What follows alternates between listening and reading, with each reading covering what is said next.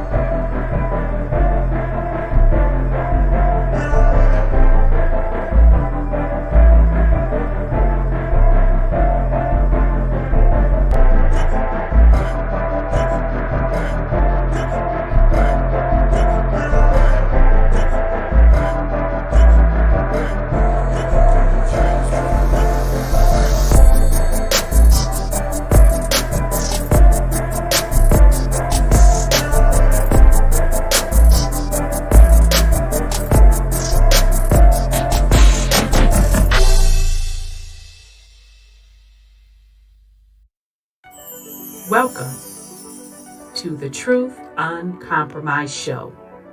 I am your host, Rhonda. Join us every Thursday at 7 p.m. Eastern Time. Truth is peace. Truth is freedom to love, live, and be. We are Truth Uncompromised.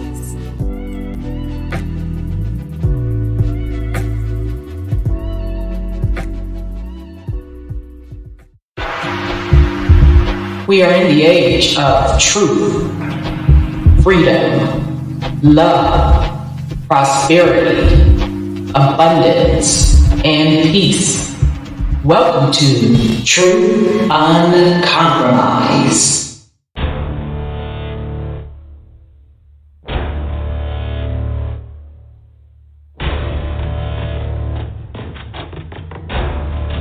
You have entered into a dimension of truth, where time does not exist and illusions are shattered. The journey of truth is intense. The journey of truth will set you free. Consider this a warning as you enter the dimension of truth uncompromised.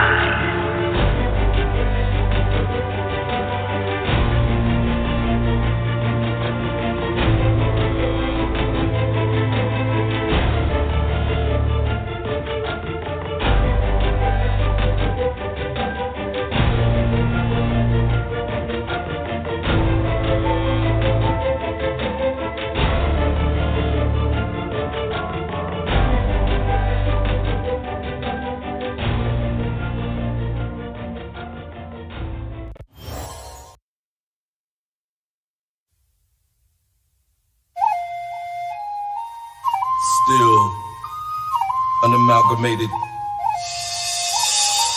Heartbeat, the sound of the bass drum. Come with your best shot, I'll take one. Rumble in the jungle, I'm a lion. Stand up for your mercy nation. Hey, for these generations, we the people lost but not forgotten. Tribal rivalry is the problem. One love, the key for what we locked in. Don't call me a doctor, but I will be your medicine man. We're all from the melting pot, so everybody in the crowd is a Native American. Like me, what can't you see? The enemy is a L-I-E. One family tree we are. The truth is like smoking Joe and so far. The bigger they come, the harder they fall. Bring on the giant, I'm ready to brawl. No giving up, flowing in my veins. Like a champion, I feel that I win.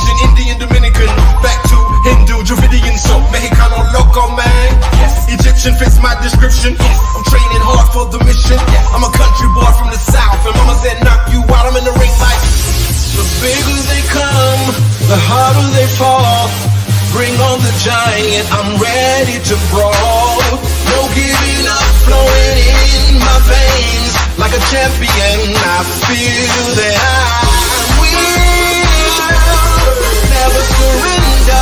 Born with the soul of a warrior, I will remain a contender. Born with the soul of a warrior, I will. If you're down for one love and one people, let me hear you say, hey y'all, hey y'all, hey y'all, hey, hey, hey, hey, hey, hey. One finger in the air, hey y'all, hey y'all. Somebody wanna yama see me break it down, down. Watch me break it down, down. Watch me break it down. Somebody know that yama see we break 'em down, down. Yeah, we break 'em down, down. Yeah, we break 'em down. The bigger they come, the harder they fall. Bring on the giant, I'm ready to brawl. No giving up, flowing in my veins. Like a champion, I feel that I will never surrender.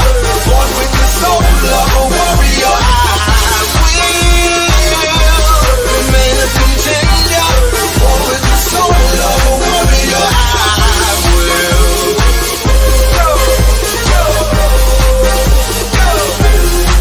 Yes, I will. Yes, I will. Yes, I will. Stand strong.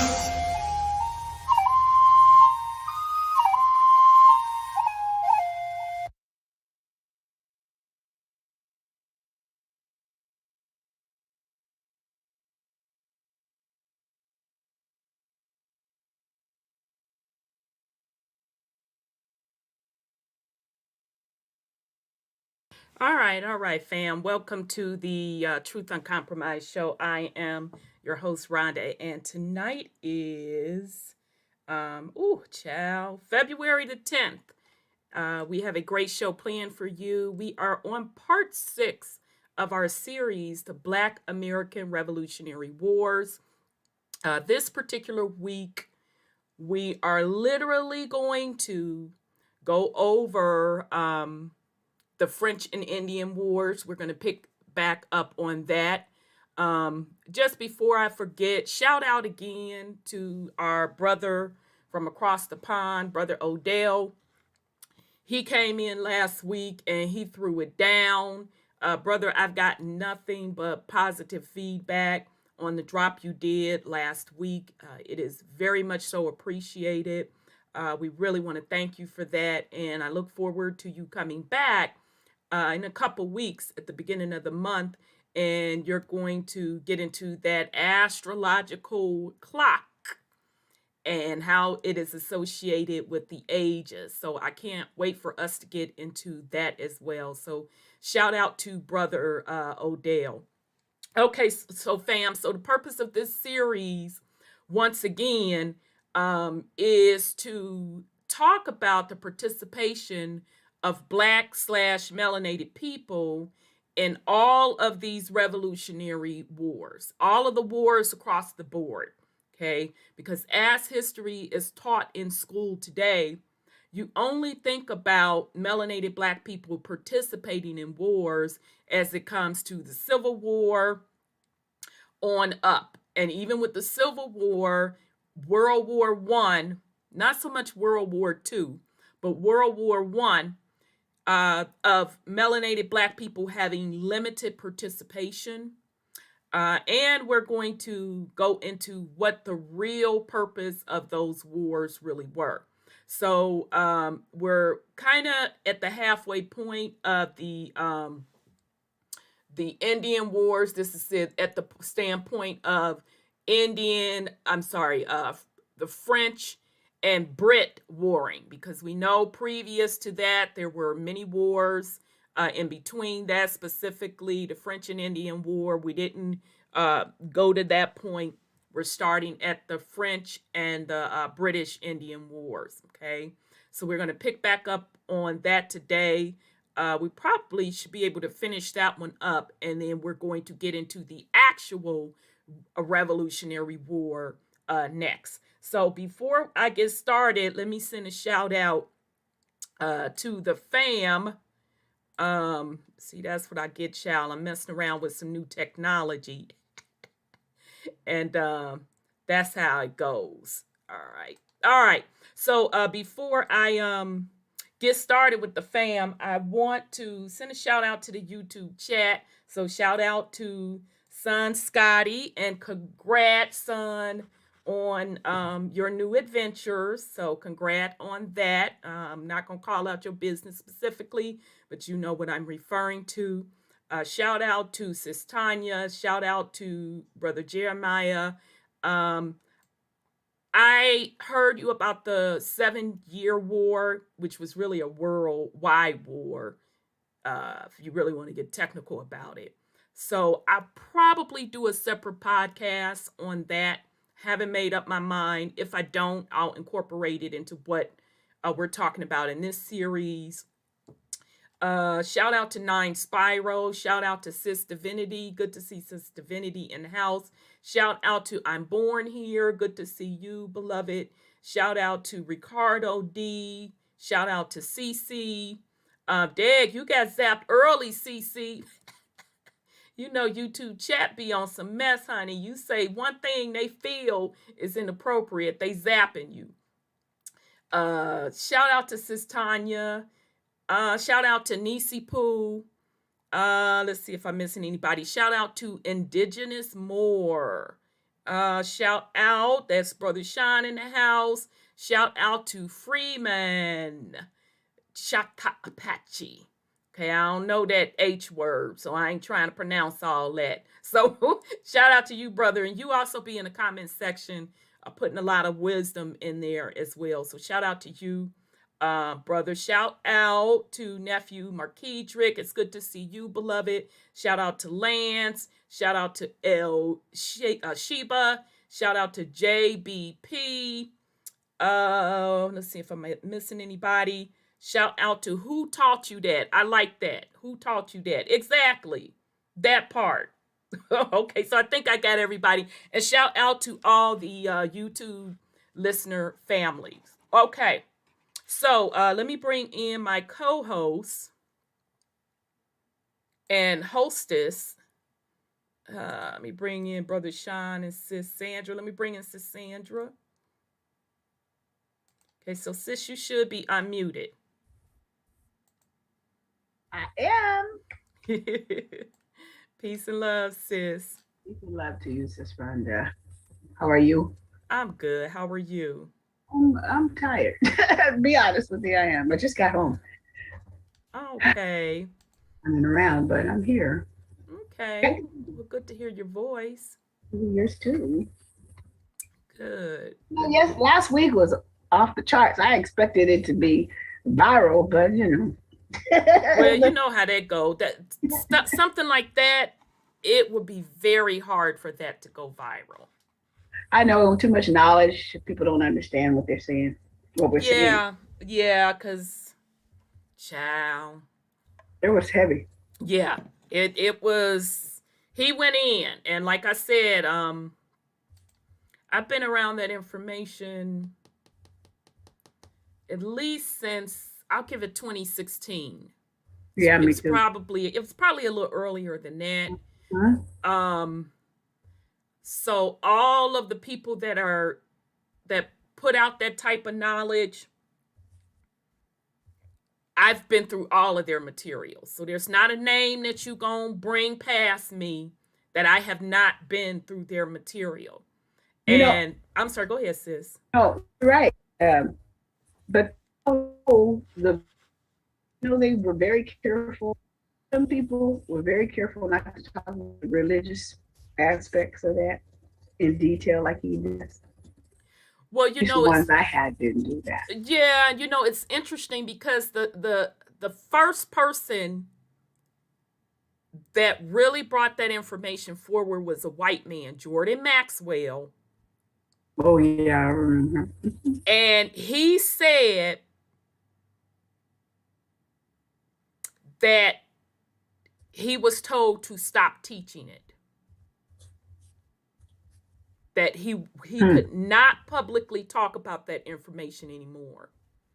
So that's why when you hear him speak today, you're not going to hear him talk on that side. You'll hear him talk about religion and all of that, but he doesn't talk on that banking side anymore. Okay. Now, I heard him personally say that out of his own mouth because he was invited on someone's platform, because he had went kind of underground for a while, and then he surfaced back up on this person's platform, and he was asked to talk about it, and he gave the reasons why. And he said he would never talk about it again, and he hence never talked about it again. Okay. So, I can't speak for how they're doing it in the UK over that information that Brother Odell put down, but I know for a fact, just based on just being around and firsthand knowledge, that you better be very careful when you're talking that information. Yeah. You better be extremely careful. And I don't expect under any circumstances for anyone to put their livelihood at stake over it. I'm just going to be honest. I don't expect that.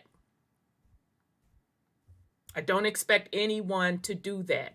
Nor do I expect, and which is why I don't support teaching the information line item by line item, detail by detail, because it puts not only the person teaching it at risk, but the people that are learning it at risk, because 99.99999% of the time, they're not going to do it right anyway. And it will lead them to incarceration. Not telling you something that I heard, I'm telling you something that I know. Yeah. And it can destroy you for the rest of your life. Now, we've had, seems like every couple years you have people cycling out that type of information, and they only put out parts of it. You had one lady, I can't remember the chick's name. Y'all probably know her name, huh? Tammy? Was that the lady that was telling people about the bank routing information? Yeah.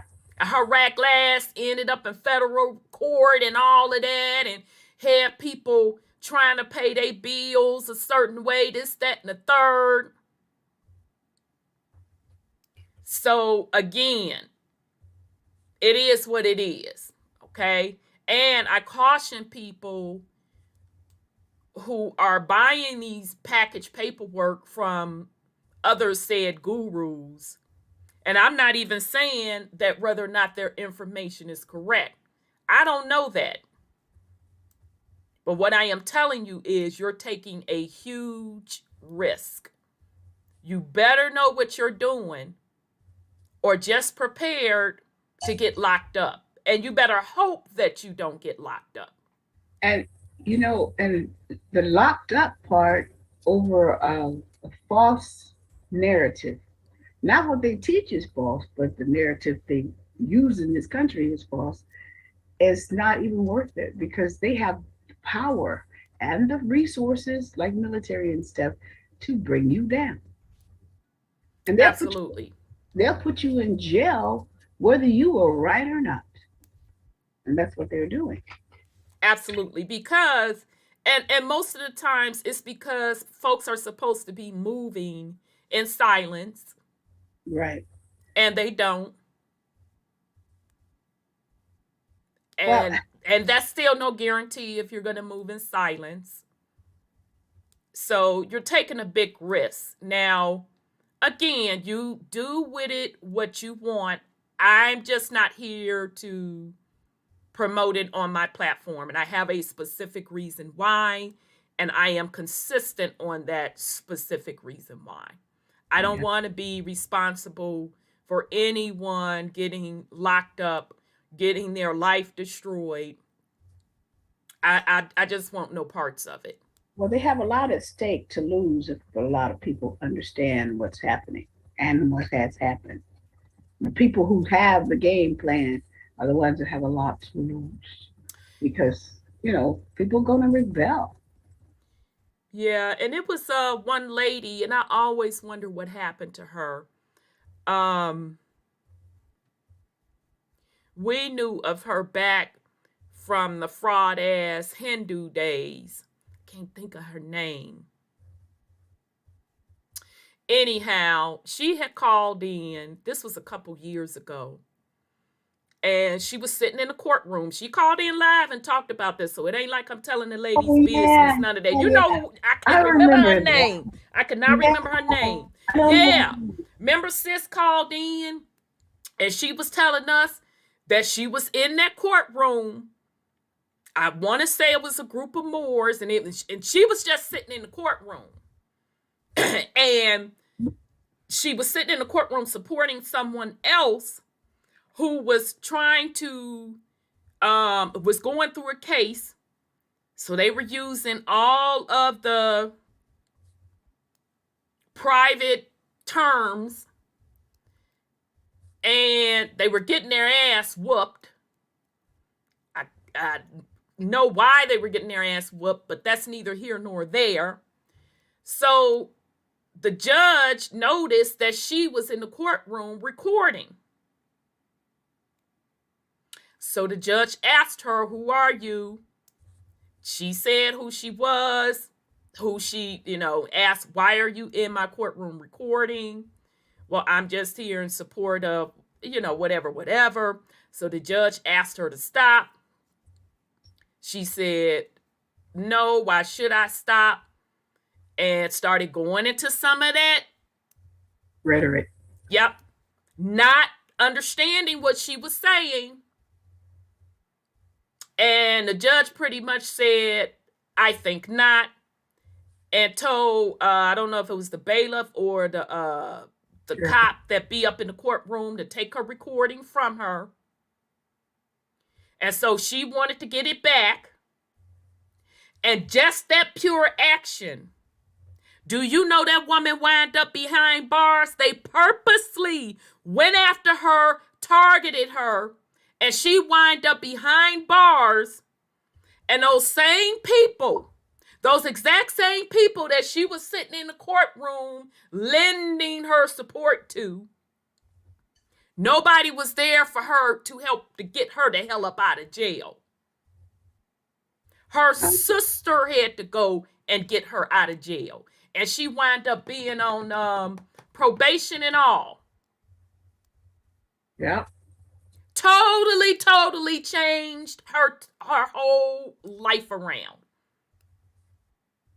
And even she was saying, of course, the point was they really didn't have no right to do that.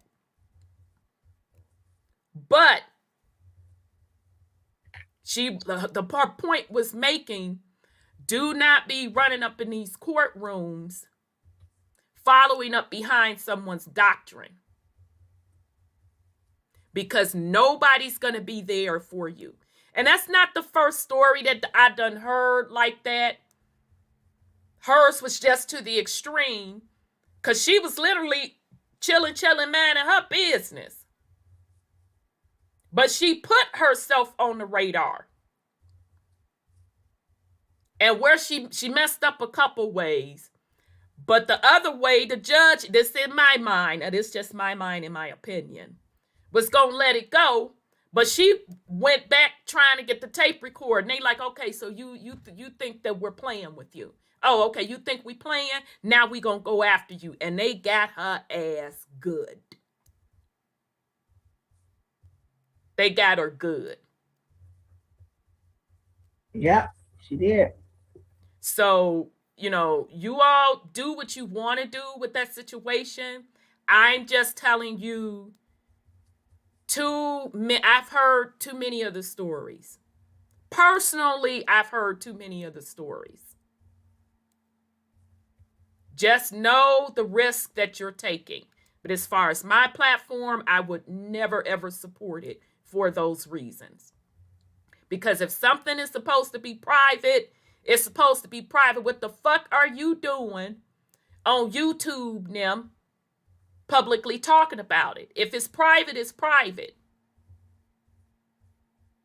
And that's with any quote, quote, movement. If it's supposed to be private, it's supposed to be private. If it's on social media, that ain't private. And you might as well just go and knock on their door and say, you got me on your list? Oh, okay, go and lock me the fuck on up, because I know it's a matter of time. Okay? So you know, do what you want to do. I just don't support it on this platform for those reasons. Okay? And it invites a lot of scammers. A hell of a lot of scammers who can't even get themselves out of jail nor navigate in the system privately, they goddamn self. But yet they selling you paperwork. Yeah, okay then. Okay. But neither here nor there, the information that he gave you all was very powerful. The purpose of going through that information so you can understand the origins of the financial system and its connection to the spiritual being, which is you. That was really the purpose of us going over that information. Okay? And if you got nothing out of that information, you should understand what sovereignty really means. You should understand the responsibility that goes with sovereignty. Because everybody want to talk about sovereignty, but they want to skate past the responsibility. Sovereignty and privileges and handouts don't even go together. They're totally different things. I'm going to say that again. Sovereignty and privileges and handouts are not the same. They're the opposite of each other. If you are sovereign, that means you're taking responsibility for self. Mm-hmm. You cannot mix the two, which is why people get locked up trying to use that paperwork. Okay, so with that said, let me bring on Brother Sean. Okay, I think he's on. There you are. Peace and love, brother. Wholeness and power. Peace and love, brother. Hey, sis, how you? I'm good. Missed you. Likewise. Yeah, we missed you last week, boy, because Brother Odell, I knew you could have related to all of that stuff. I know you done been around on that whole paperwork stuff. Mm-hmm. Exactly. The thing is, debt also causes you to reincarnate. That's why we're in the debt system. Mm-hmm. And those contracts you keep willingly entering, and that paperwork you keep filing, which keeps you into contracts, automatically places you in debt, because it's a debt system. Right. Period. I understand you have to do certain things, but the point is to avoid as many contracts as you can. That's what sovereign is being about. Moving, making shit happen without them. Right. You say you a god. God is king, queen. Why you can't do shit? I just be wondering. I mean, they throw around all these titles, but can't do nothing. But that's what they like. So that's what they get. They scared to be sovereign. They're scared to stand on their own. Period. They fearful. You see all this food growing everywhere. Mama got food growing out the wazoo. Mm-hmm. And because they come on TV and tell you it's a food shortage, because they come on TV and tell you it's a water shortage, and it's a water world. Child. Water is literally every fucking where. But because you want to live within their system, you believe that shit. Because limited resources only exist within their system. Absolutely. It's created. Right. It's so simple. But if you're scared to be who you are, and you're a slave. Sovereigns ain't scared to be sovereign. Right. At all. They ain't scared of shit. They ain't worried about shit. Right. That part. You gotta know how to duck and move. Hmm. I ain't saying be stupid. Right. We have war. And there's many facets and levels to this war. And I look at it like this. You paperwork pushers, keep doing that. Keep them busy while we do what we do. Keep them distracted. I mean, you want to be a victim. So you're going to be. But that's leaving time for us to do what we got to do. Unbothered. Thank you. I'm extremely grateful. Truly. We got this. We got this. Y'all do that. We got this. Indeed. I digress. Indeed. Okay, let me bring in Brother 832. I know he's been trying to get in the past couple weeks. So let me bring you in. I think it's gonna cooperate tonight.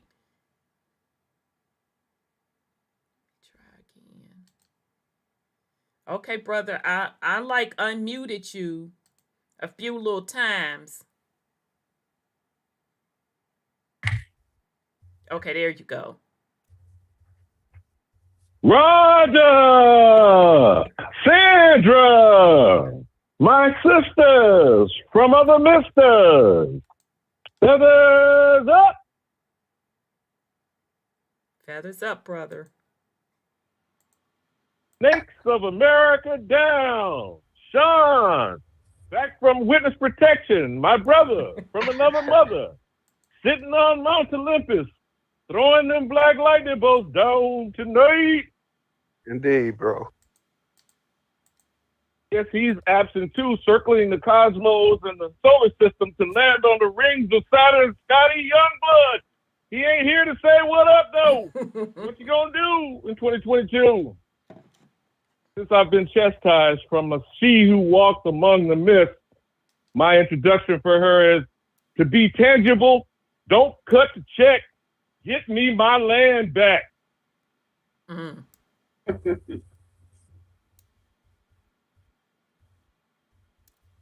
Should I start with a fuckery report?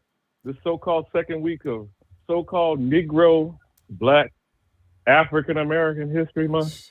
Oh, yeah. So we bounce between the no-knock warrants and the Negro Football League. Sure. Now, I don't know if either of y'all have heard the latest of this trucker bullshit boycott that's coming from Ottawa, Canada, and going to be duplicated by some following wannabes that are going to descend upon. Isn't that SoFi Stadium where the Rams are going to host Cincinnati Bengals? I thought it was in Cali. Homeland Security. It's not in Cali. Yeah, that's what Oh, okay. Sandra's on her doorstep. Okay, yeah. She knows That's Sis's territory. Homeland Security is already putting out warnings, if you hadn't heard that. But again, that's just an addendum to the fuckery report. But this young brother, Amir Locke, I believe is his name. John, help me on this, man. This is Breonna Taylor, and then rolled up with George Floyd and Philando Castile, because is it not either in St. Paul or Minneapolis? I mean, what the fuck? What's up? Now, did not Philando Castile have an authorized carry permit? Yes, and was did. shot dead in front of his girlfriend, baby mama, or the daughter who was 4 years old, it's been seared in my consciousness of that one little scene of that 4-year-old baby consoling her mother, Rhonda, saying, it's going to be all right. Yeah. While her mother is howling for watching this man bleed to death in front of her. And they gave this, I don't know, was he Asian, Hispanic, whatever the hell this dude was, I forgot his name, and it's really somewhat irrelevant to a degree, because he's a centurion representing the government. And their agenda is, we can't kill enough niggas fast enough. Now, whether you are licensed to carry or not, this young man will sleep under a blanket, kind of like Botham John in his drawers in his own house, in his own apartment, and got shot dead eating ice cream. How many times are we supposed to bring these examples up, sister? Sovereignty that don't make you bulletproof, does it? You're in proximity. We're in proximity to death sentences. Now, I know we are liable to be more victimized and killed by what you remember. How long has it been since you heard black on black crime? And they find a way of reporting Chicago. Yeah, but they still find a way of reporting Chicago every week in Dublin. The manner of manipulating our mindset that we're supposed to be numb, desensitized to the murdering of us and our children and our grandchildren, whether self-inflicted or state-sanctioned. Now, we supposed to be having a hoopla weekend with the Snoop Dogg, Dr. Dre, Mary J. Blige. I guess Jay-Z got his bag. Is that it, son? I think so. Yeah. The $1 billion Negro. What did Malcolm used to say about what's a black man with $1 million? What's a black man with a law degree? What's a black man with a medical degree? A nigga millionaire, a nigga lawyer, and a nigga doctor. Is that what he used to say? So I guess we're nigga billionaires now. Jay-Z, Beyonce. They even claim Rihanna is a billionaire now. Did you know that, Rhonda? Yeah. Heard it myself. And we're teaching what to this generation? Not only, let's go past the Z. What's going to be the next moniker? Because we're past the Generation Z are beyond their teenage years now, aren't they? Aren't they entering 20? So that young man that was killed with that gun, because I think he was 20, that's Generation Z we saw in that No Knock. Okay? How old was Breonna Taylor? 26? How old was Ahmaud Arbery? 23? 25, maybe? So when we're talking about a person, they've barely been born before the year 2000. And those this year are becoming adults. We finna go and let them be killed over in, who the hell even knows where Ukraine is if you haven't looked at a map? Now we can't say J blank blank S, right? So I'm still on the fuckery report because it's current events. Right. What's the origin of Khazaria? Good brother Sean? What's the origin of the Khazar Empire? It's Ukraine. Poland, Belarus, Lithuania, Romania. Okay. Transylvania. And what did you say last week, Sandra? What did Whoopi get besides being drop cooked? There was a joke that Dave Chappelle used to say about, I'm going to tell you up front what the flashlight. I kicked her in the pee. Don't care how and don't know how I'm going to get to that punchline, but it's still going to be funny as hell. So she called herself a Goldberg for what? More supposedly Sister gay, Vanity, blank-ish. On your fuckery report, brother 832, I just gotta put that up there because I'm trying to be silent and let you go head on with your stuff. But she says, now I'm bummed my technology is not working because I put your comment up on the screen. What about all of the women and innocent children these little punks are killing? I guess that's okay. No, who said that it was okay? I just said that don't they spend time trying to report on Chicago's running death toll every weekend? Doesn't matter what city you're in America, which we do know, we get those same local reports. Whatever city you're in, I think you and Sean are in Ohio, right? And I'm not here in Lone Star State. And Sandra is in, Coconut Cuckoo Cali land, so-called left coast. But showing us being killed, would you rather us having a running report of the aborted babies, which I think still runs at about 1 million a year? And about half of that is our so-called unwed teenage mothers. So, I mean... But you jump in topics. No, I was responding to I need you to stick to the topic. The topic is, and I think where she's going with that is, if we want to talk about the police gunning down innocent melanated people, why aren't you talking about melanated people, specifically melanated men, terrorizing the neighborhood? Should I repeat for a third time what I just said about the death toll, the running death toll of black, supposedly, quote unquote, black on black crime? I asked that first before what I said. What do you mean supposedly? It's not I said supposedly. What used to be referred to, quote unquote, as black on black crime. I did say that first, but here's the point. Again, what a dead person, whatever way they're killed, in a society that says our life has no value, that is not an excuse or rationale for the people who are already victimized by it, doing and displaying the same horrific disregard for all life at whatever age in our community.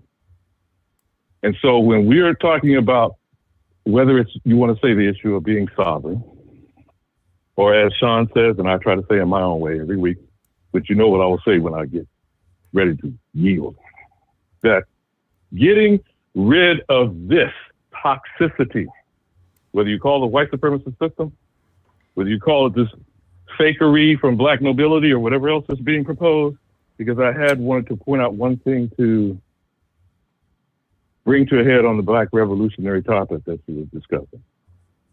When we are in control, and that's a question mark here, what is it we were talking about being in actual control of ourselves, personally, of our community in general, and of our own homeland?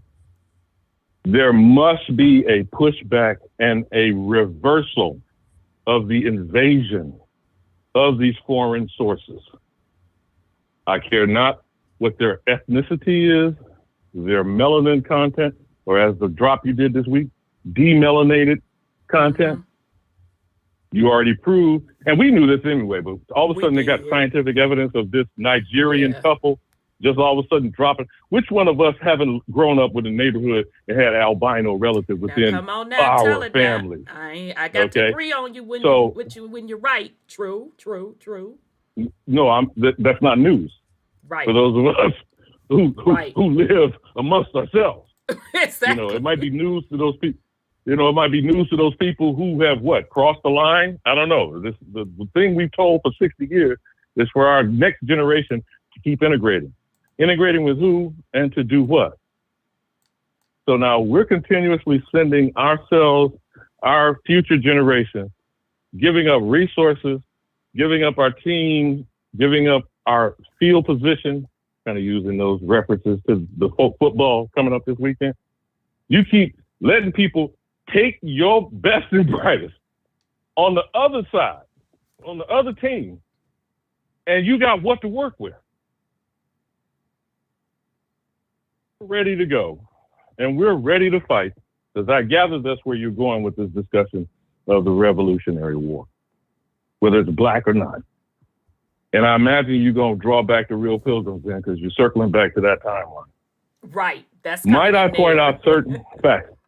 Well, might I point out just a few quick facts on wherever it is you're heading tonight on that topic? The incompetent, illiterate George Washington. If you didn't see the special they did on it, this was on History Channel and on PBS recently. They have actually said was maybe the first calamitous error that caused what we were taught as the French and Indian War, which is actually called the 7-Year War, which some people have actually said is World War Zero. Mm-hmm, okay? Mm-hmm, so the first time all the so-called European powers and the nobilities and the monarchies came on whose doorstep? Trying to carve it up? That was between 1750 and the Revolutionary War of 1776. They had the Northwest Ordinance. You had all other kinds of, you call them Indian wars, but some would say that they were actually protections, of trying to beat off ongoing invasion. Mm-hmm. If you haven't seen American Gods, I know I'm rambling just a bit here. I brought this out to you when it first came out. That was the opening scene of where the so-called Vikings was landing on our soil, and arrows and spears rained down on their ass so they couldn't leave the beach. Got the message 500 years later. When we're allowing other people to tear up our shit, to beat us down, divide us in divide and conquer strategy, and we keep talking about who's not this, who's not a Negro, who's not black, who's not a Moor, who's not an Aborigine, which is further divisiveness. I'll share this and leave. A good elder, Neely Fuller Jr., just this past week when I was listening to his program, said there's only one United States, because he says a state is a person or an individual. And it's those persons united to be white. And all other persons are not united to be anything. Not even in defense, not even in retaliation. We just hear what? Having a pity party and whining and crying about the white man's done this, the white man's done that. And they are laughing with their continuous power and control over our circling the wagons.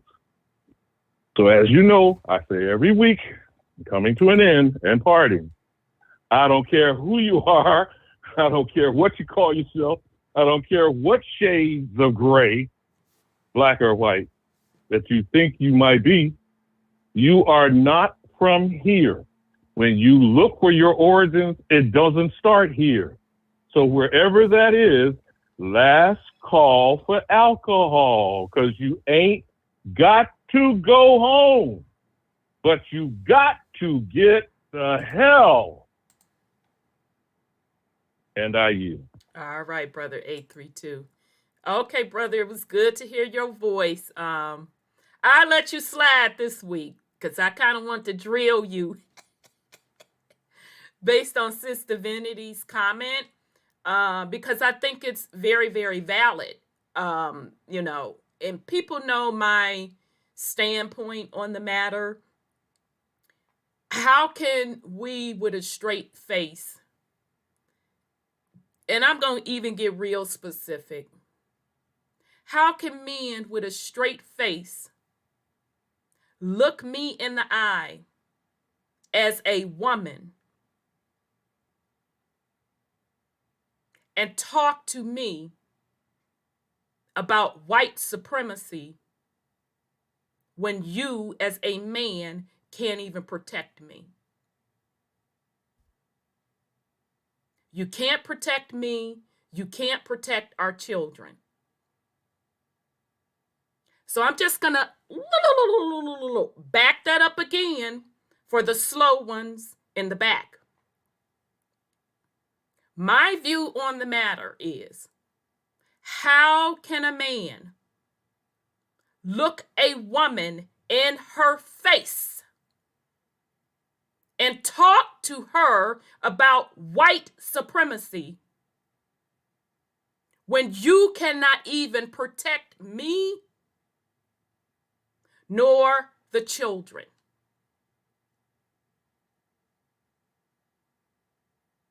How can you do it? Yes, sir. Is white supremacy still really a topic? Is your sound breaking out? I say, is it still a topic? Child, not to me, it ain't. That thought never enters my mind. I never think of anybody being supreme to me. I don't care what color they are. But I guess that's just me. Supremacy of any sort over me.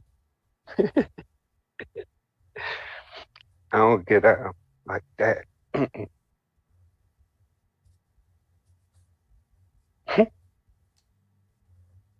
I'm just saying I don't get it.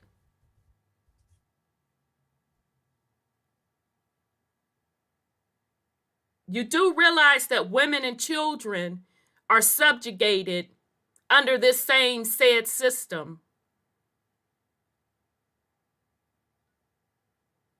And it would only take men to undo this system. Because I could tell you one motherfucking thing. If it take me,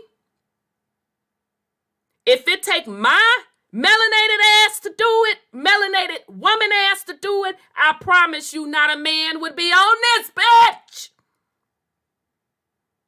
What is your purpose on this planet as a man? What are you here for? To just fucking take up space? So I say again, how can a man look a woman in the face and talk to her about white supremacy? And I'm going to throw welfare in this motherfucker too.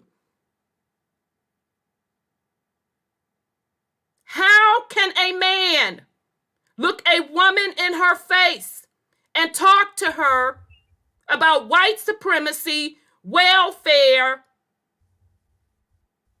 and you call yourself a man?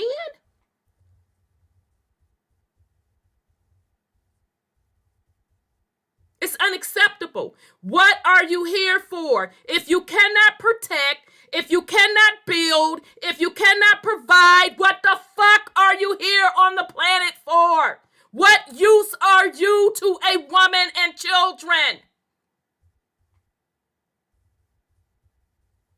I don't give a fuck whose feelings it hurts. What are you here for? What is your purpose?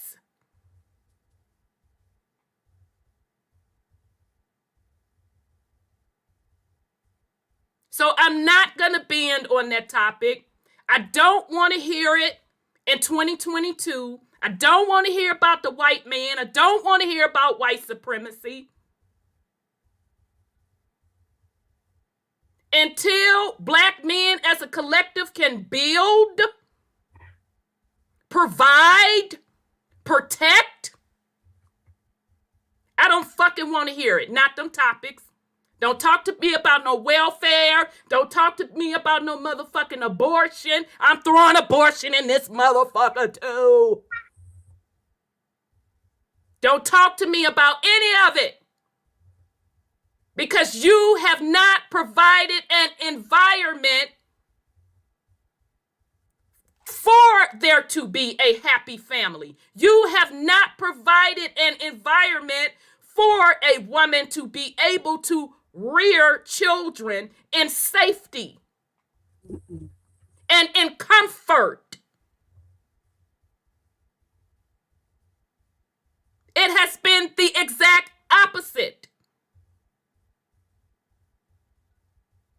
So I am not the type of woman that you could come with that bullshit. I done told y'all I'm not the 1, I'm not the 2, I'm not the 3. I don't want to fucking hear it. I don't want to hear about white supremacy. I don't want to hear about how the welfare system done held you back. I don't want to hear about abortion. Nigga, I don't want to hear about none of it. When you correct the issues of the Black collective, then we could talk about that. Otherwise, you ain't got a leg to stand on with me. And I'm going to ignore you. And you better hope you don't get cussed the fuck out bringing me that bullshit. How can you dare hold your head up with all of the sad problems in the collective Black community? And that's going on in the individual homes with the abandoned women and children. And even if you want to take the women out the picture with the abandoned children, I fucking dare you.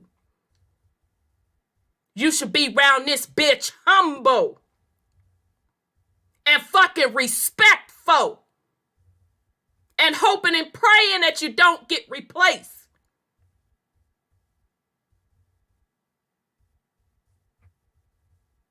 We're too fucking old for these games. It is our responsibility to tell the shit like it is. This fail-ass rhetoric from the 50s, from the 60s, from the 70s, to the 80s, to the 90s, the shit is played out and old. You niggas ain't done a goddamn thing. But whine, I take that back. I gotta put in there, but whine. About what said white man has done, and you ain't done shit about it. What the fuck is attractive about that? What woman you think want to hear you talk that bullshit generation after generation after generation, and you think somebody's supposed to keep pushing out babies for your sorry piece of shit? I don't fucking think so. Be a man!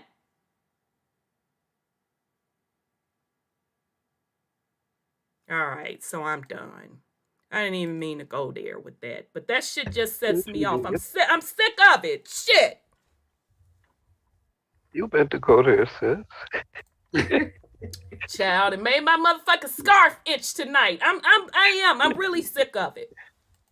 I am extremely sick of it because no matter how much data we put out there, although I shouldn't have to put out no motherfucking data, we're living the shit.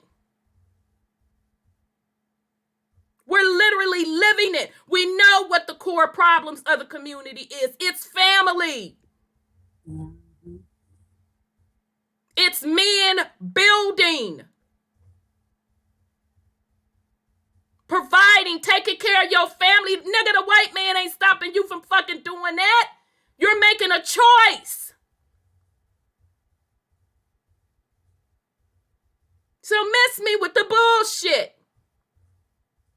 And no, you can't come on this platform and skate around where the white man killed 2 people. Nigga, how many people died in the motherfucking hood? Who killing whom at a faster rate? Let's don't pick and choose what topics we want to discuss. That shit is over with. So get the fuck on with the bullshit now. My nerves is too bad. All right. So with that said, Sis Sandra, you have any go ahead on with the fuckery? Somewhat. Because he mentioned Ukraine, and I was going to think about that or talk about that a little bit. You know, we have this just us, JUS, us system, which means them. And so what I'm looking at is the repercussions of quid pro quo, and what they can do and what we can't do with our paperwork and our stuff. And Ukraine is probably going to be one of them other wars that is not really for anybody's benefit except for to hide things that were done.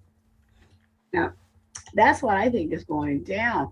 But there's going to be a use of young men and women in several militaries that is going to suffer for that war. All these wars are beneficiary to only those who are in power. And all the ones that used to do these wars, the ones who are not worth anything to them. But they're worth something to the parents and the relatives of those people they sent over there to fight those wars. But I was looking at, I read the documentation, and I have to admit that it's really bad when they use, and you're going to talk about the wars, that they use wars for advancement of their needs and not the needs of humanity. So that's what I'm looking at this upcoming confrontation, and they're trying to stop the oil flowing, but yet they stop the oil flowing here. So come on now, what is it really about you fighting over? Right. What are you fighting over? You shut down that pipeline, put all them people out of work, and then you're gonna say, well, they better not do their pipeline over there. Why? It's not the pipeline, it's something else that's going down. You're covering up what you did over there when you were in power the first time. And a lot of innocent people are going to pay for that. So that's what I'm looking at. I have to quote it because you always get me on not saying certain things. But I hope people understand that they use the masses for their purposes, and we are just little pigeons to be plucked off because we're of value only in numbers on certificates. That's what I'm talking about. But after you're dead, I think you're worth more too. But anyway, I'm just really upset because if you do stuff, you go to jail real quick if you're melanated. Right. But they didn't matter. Senator Grassley was speaking of the investigation that's been going on for almost a year over one of the people, and yet investigation would last about 2 seconds because they run the system. So I was like, what kind of world do we live in? Indeed, sis. Indeed. So yeah, I have to admit I haven't been following the Ukraine stuff. I'm like, oh, okay, they popping this back up again. Yeah. I'm like, okay. I mean, I ain't heard no legitimate explanation on why and allegedly and supposedly it's breaking off. So I really haven't been keeping up with it, to be honest. And that's the point. It's not legitimate. It's a cover up for what somebody else did over there. I know that it's legitimate. You do? No, he said none of it is legitimate. I to be honest, what the fuck is supposed to be the issue? I don't even know that. When it comes to pipeline, people never think about the fact of who land does that has to go through. Yeah. Who land been taken, who land they fighting for. I mean, we shouldn't be using oil anyway. People still conditioned to that. And it's a tool to cause wars. That don't cause wars. Ignorance causes wars. Ain't none of these so-called elite the ones on the battlefield. Nope. Nope. They get Nor the they ignorant, babies. Nor they right. babies. They Mm-hmm. get the ignorant masses, Right. their citizens, their subjects, their employees Mm. to do all the fuckery. True Right. that. True that. And that's just the fuckery that occurs after the fuckery in the house.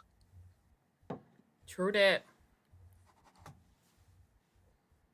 We're not preparing our children for what they face out these streets. We don't teach them commerce so that they learn how to navigate through this bullshit without falling into the damn trap. Exactly. Fighting for country and they're not fighting for nothing. What country? The Mhm. whole planet is ours. The whole fucking universe is ours. And we still think in small terms. You people say they want to go to the new earth. Child, why? You, you can't even be a guardian of the old earth. Tell it now. Well, You ain't well. vibrating high enough to Uh-huh. move on.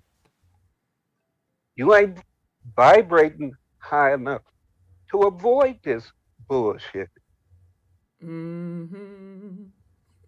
For everybody that got a sob story, it's people that ain't going through none of that bullshit. That's true. It's a matter of choices that you make. It's you who keep getting into fucked up contracts. Not just with the corporation, but with the motherfuckers you hang with. Mm-hmm. Billy Bob and them, just because that's your dude, and y'all came up together kicking it. He do stupid shit, you do stupid shit. Just because he did it, you gonna do it. Why? You just done fucked up your whole life Exactly. for some stupid shit another motherfucker done did. You ain't love yourself enough to separate yourself from the stupidity. Exactly. You have a choice before you go along with this fuck shit.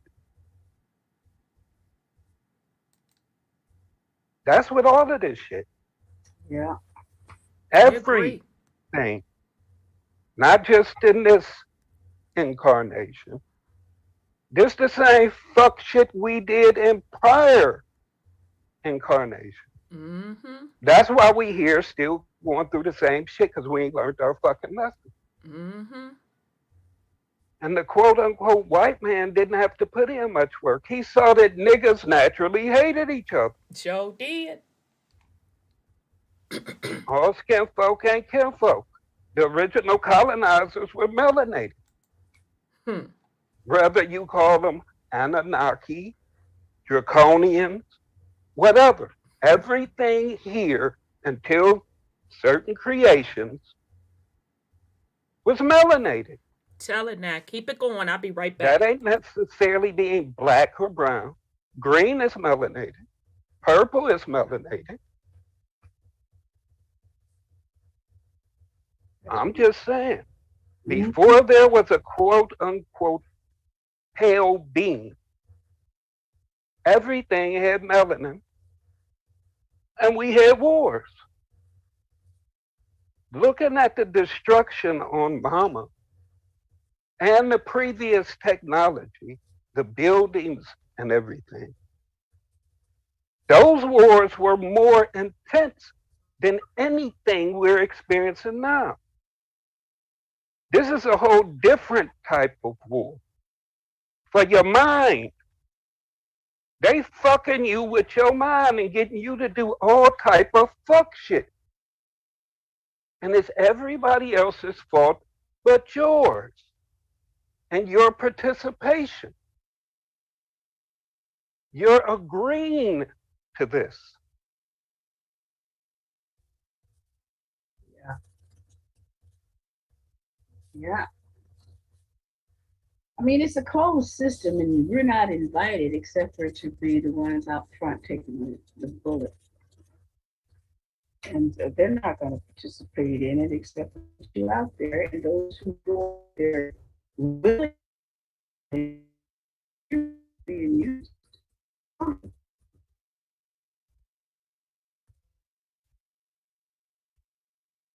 don't know if you're saying anything. My internet is unstable. I see you talking, but I can't hear you.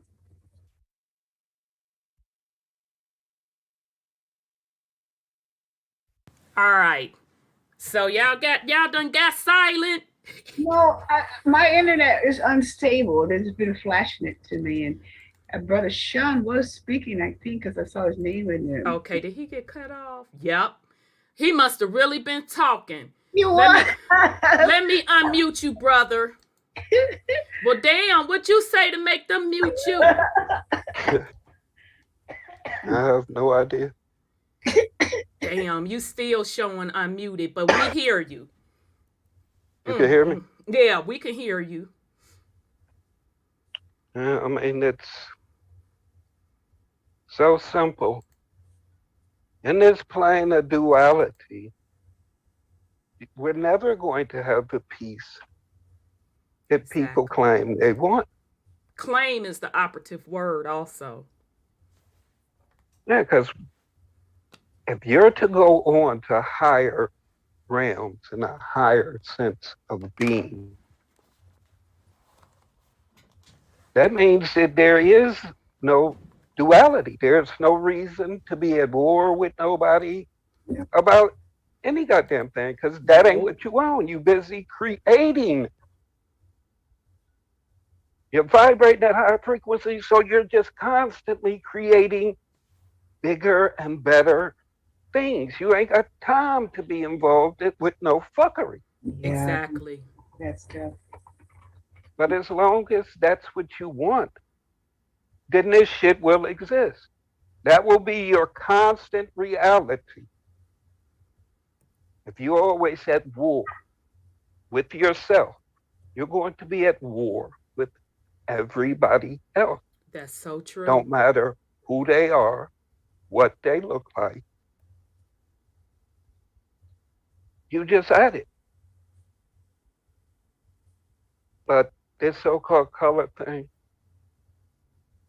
it's just a fucking distraction. It is. It's fucking bullshit. It's a huge distraction. We're trying so hard. Because that takes away from the original goddamn colonizers and perpetrators. Come on now, tell it. Considering we're still in this duality and there's going to be wars, you might as well know who the true fucking enemy is. Exactly. And in order to defeat that enemy, you got to defeat the enemy that's you. That motherfucker that you look at in the mirror every motherfucking day. That's the motherfucker you got to defeat. I digress. All right now, Brother Sean. And just to add one more little scarf moment on it, then we're gonna get off the aunties and unk portion / go head on with the fuckery. All I'm saying, family, and this is for us older generations.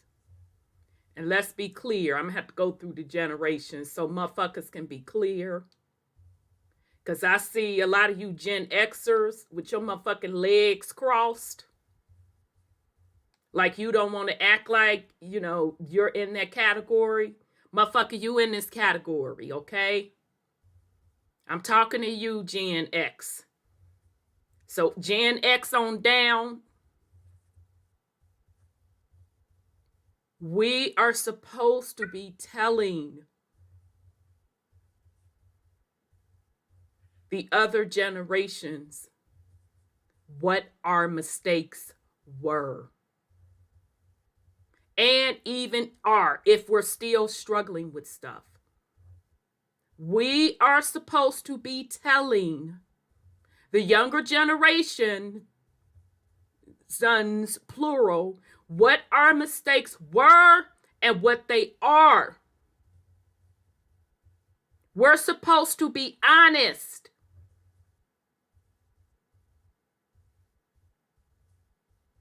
And I'm not saying that. I'm seeing passing the buck.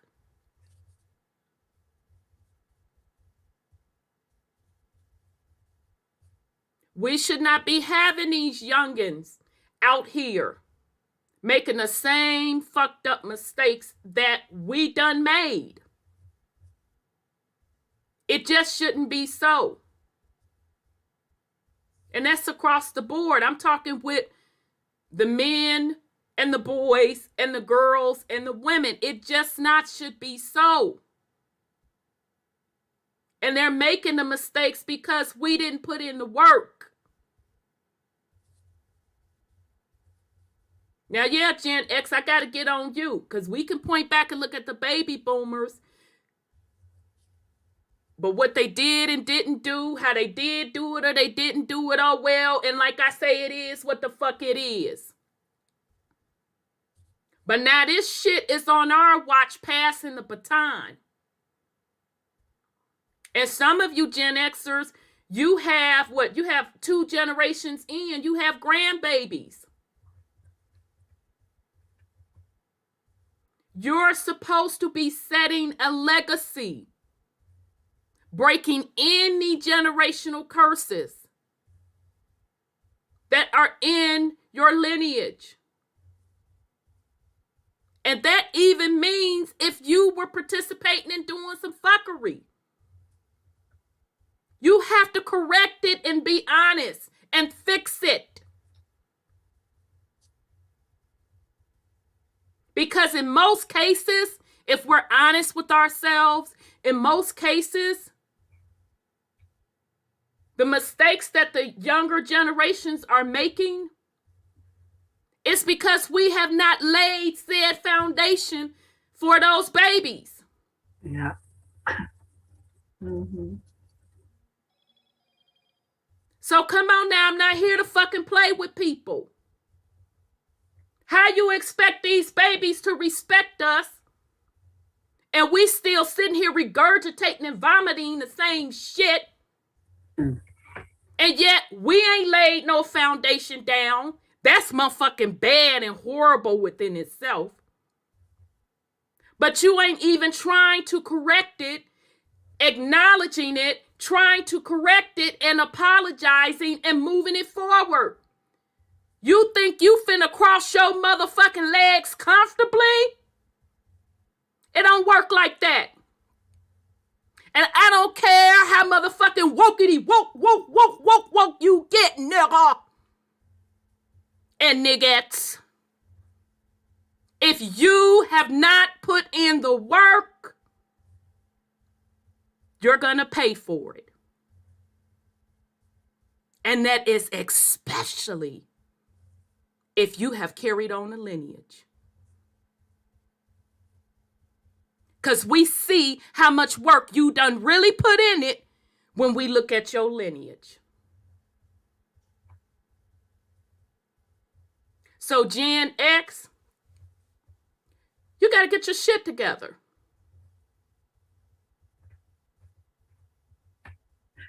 You got to get your shit together.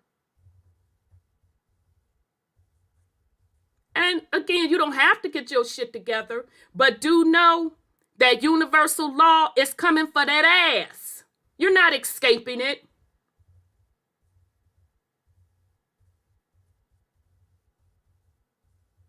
You're only going to get out of your situation with self. It starts with you. As a Black collective, I don't give a fuck what you want to call yourself. ADOS, Black, melanated, Indians, I don't give a fuck what you want to call yourself.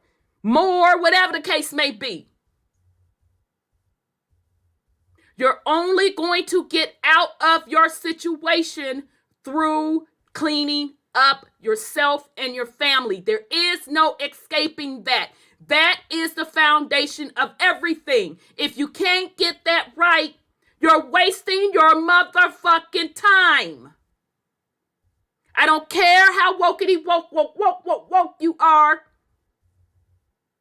How much history and knowledge you done learn, how much spirituality you done learn, how many astral planes you done motherfucking traveled.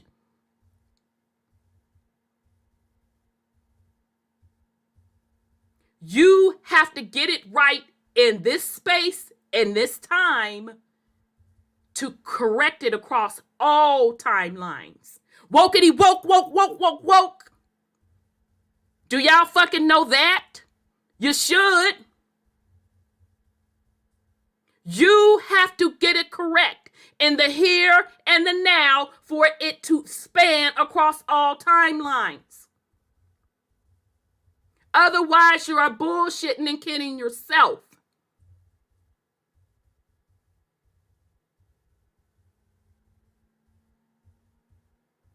Gen X. You're up to the bat. You're supposed to be passing the baton to the millennials. What legacy are you leaving them? What legacy are you leaving them? Are you leaving them with more motherfucking karmic debt? Are you leaving them with an environment where they can truly be the creators that they are?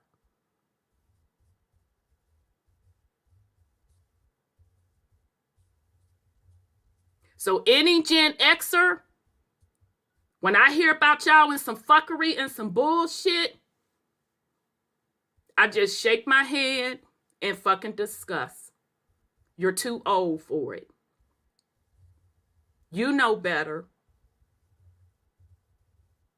And you're going to have to answer for that. So that's all I got. I promise y'all, that's it with the scarf moment. Shit. Okay. Let's get into today's topic. Actually, while I was minding my business, y'all, what had happened was on what was it on, y'all? Damn, I forget if it was CBS Sunday Morning or 60 Minutes. I'll be getting those confused. There was a segment on there, and I'm hoping that I can find my notes, talking about damn, yeah, I'm trying to find my notes. This is information out of New York. And y'all, what's the name of the park in New York? Central? I think it's Central. Central.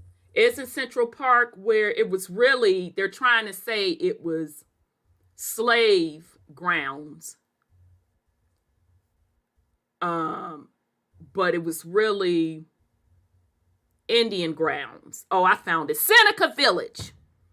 Seneca Village. Either 60 Minutes or CBS Sunday Morning. I think it was CBS Sunday Morning, y'all.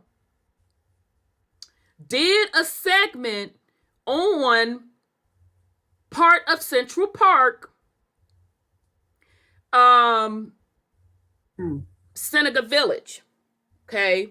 And they were giving recognition to, they called them the African Americans. And you know, I got to do this. What? Yeah, that's why I was like, cough, cough. I'm like, what? Yeah, this was one of those big ones that was giving acknowledgement to African Americans owning a part in what is now called Central Park, but it was called Seneca Village. And so they painted the picture that, of course, it was ex-slaves that owned it. Mm. And of course, we know that's not the case. It was literally indigenous Indians, and now we know also Black Europeans. And so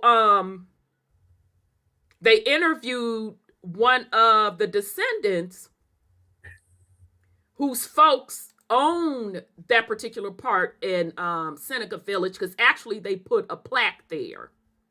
Okay, so I'm just going to read to you, let me bring this up, what they got out. All right. Oops, sorry, y'all. Let me see when y'all can see it over here in YouTube land, and we'll get started. I was surprised that they even put it on the Central Park conservation page website. I was surprised they put it here as well. Okay, so let me see. Y'all should have it up now in YouTube world. Okay, come on.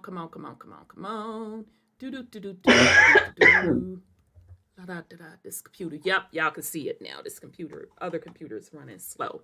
Okay, so it's saying before Central Park, the story of Seneca Village.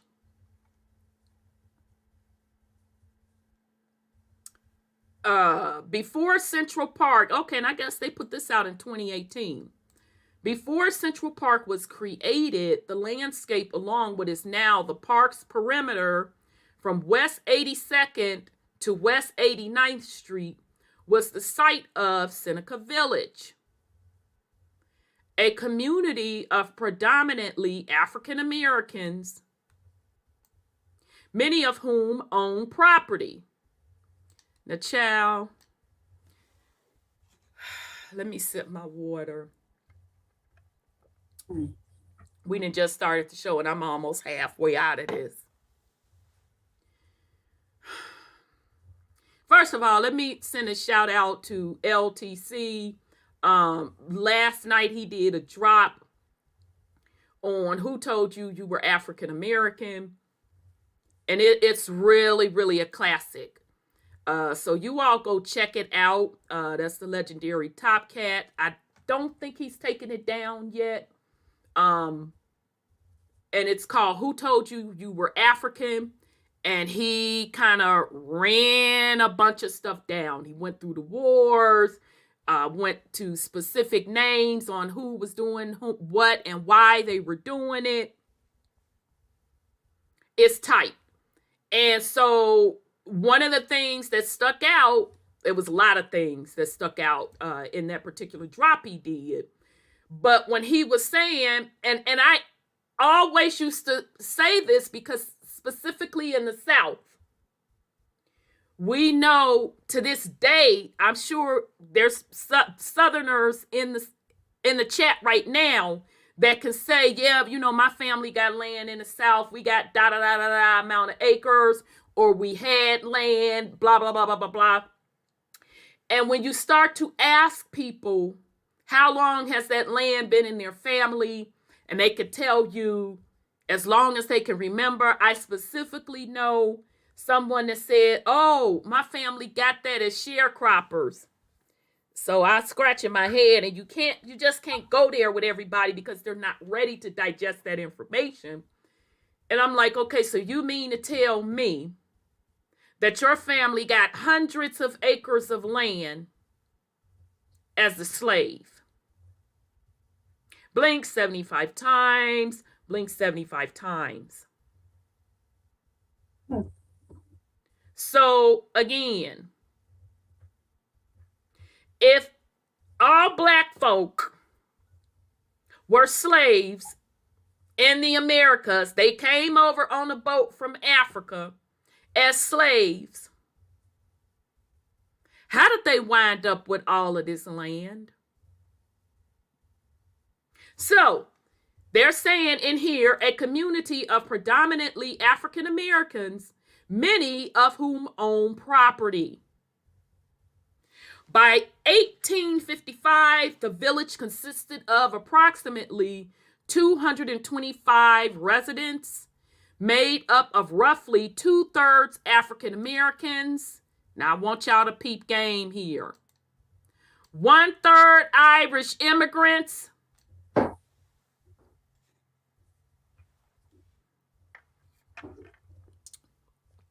Now, were those Irish immigrants Black Irish immigrants, white Irish immigrants, or both? But we fencing to continue. And a small number of individuals of German descent. And I still pose the same question that I posed with the Irish. Were those Black Germans? Because, see, we have the documentation on the transatlantic slave where the Brits, Ireland, Scotland, pretty much all of Europe were shipping their prisoners of war and sending people over on labor contracts called indentured serving contracts to the Americas. And those folks were Black. And later down the line came the whites. So again, this 225 residents, and then they say 2/3 were African American, and the rest were Irish immigrants and German. My point being, more than likely, the number was higher of people of melanated hue. Okay? Or less melanated hue. I mean, a more melanated hue. Okay, so one of the few African American enclaves at that time, Seneca Village, allowed residents to live away from the more built up sections of downtown Manhattan and escape the unhealthy conditions and racial discrimination they faced there. Now, I want y'all to peep game. They said 1855. Thought the slaves was emancipated in 1865.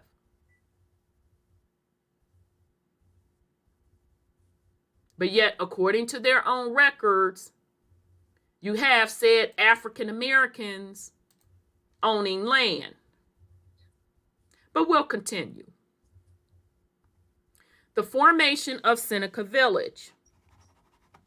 Seneca Village began in 1825 when landowners in the area, John and Elizabeth Whitehead, subdivided their land and sold it as 200 lots.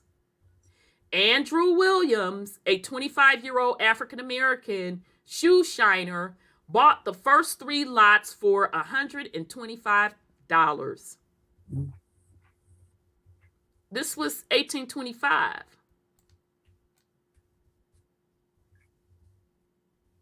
Oh, okay. But we'll continue.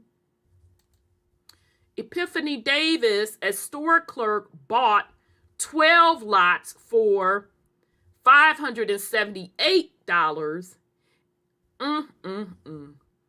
And the AME Zion Church purchased another 6 lots. From there, a community was born. From 1825 to 1832, the Whiteheads sold about half of their land parcels to other African Americans. By the early 1830s, there were approximately 10 homes in the village. Okay. All right. So I don't know if back there on this diagram, if those are the lots that were sold. I don't know. There is some evidence that residents had gardens and raised livestock in Seneca Village, and the nearby Hudson River was a likely source of fishing for the community. A nearby spring known as Tanner's Spring provided a water source. By the mid-1850s, Seneca Village comprised 50 homes and 3 churches, as well as burial grounds and a school for African American students. Oh, okay. Yeah. By the 1850s, huh? When was the Civil War that freed us from slavery? Right. Yeah, that war. But let's continue. And although ODB from Wu-Tang said that his great, I think it was 3 greats, grandfather sold Manhattan.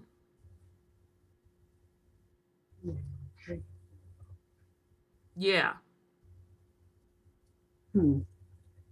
Somebody can't count, right? But we'll continue. A thriving African American community. For African Americans, Seneca Village offered the opportunity to live in an autonomous community far from the densely populated downtown. Despite New York State's abolition of slavery in 1827. Oh, okay, that's what you're going to use. Oh, okay. Discrimination was still prevalent throughout New York City and severely limited the lives of African Americans. Seneca Village's remote location likely provided a refuge from this climate. It also would have provided an escape from the unhealthy and crowded conditions of the city and access to more space both inside and outside the home. So those of you in New York, y'all know y'all probably tripping. A lot of you probably already know this information about a space in Central Park being almost viewed as being away from the city. Although Central Park itself, it is a very, very beautiful park. It's drop dead gorgeous. But I think that's interesting. All right, so compared to other African Americans living in New York, residents of Seneca Village seem to have been more stable and prosperous by 1855. So they was more stable and prosperous. Were we called African Americans back at that day? I don't think so. No, we weren't called that. We were called slaves, right? Or was it indigenous? Yeah. I think it was. Or was it savages?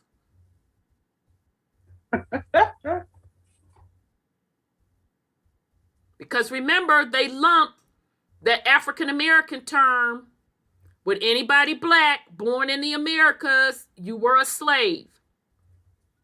But we know the records say differently. In 1828, we were considered what? The Americans. According to that dictionary in 1828. Exactly. The copper color people. Yeah, the copper color people. So you mean to tell me they're saying that this particular area, Seneca Village, was more stable and prosperous, but yet they also have, they said, what, Irish residents and some German? Oh, okay then. Approximately half of them own their own homes. With property ownership came other rights not commonly held by African Americans in the city, namely the right to vote.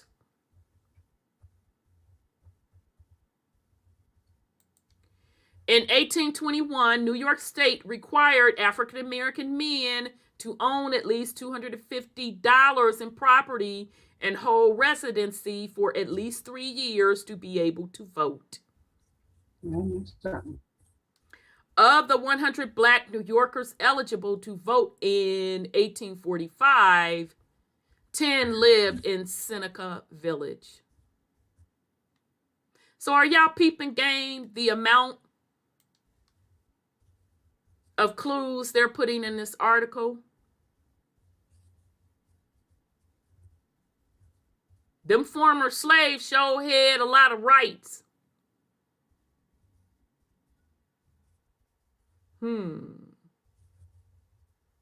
Although getting Dred Scott.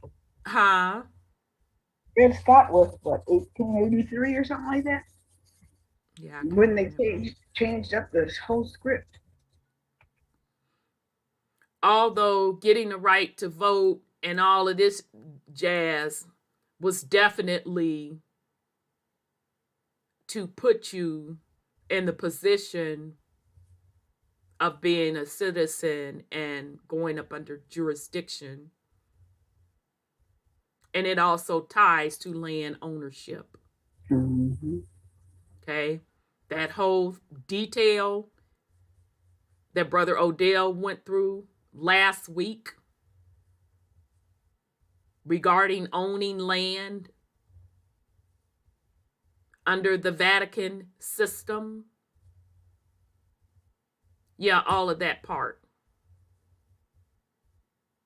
But we'll continue because we're just going to go by what they say. Okay? The fact that many residents were property owners contradicts some common misperceptions. During the mid-19th century, the people living on the land slated for the park were poor squatters living in shanties.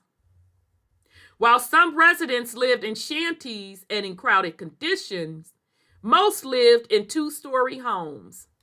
Huh? Oh, you said New York, right?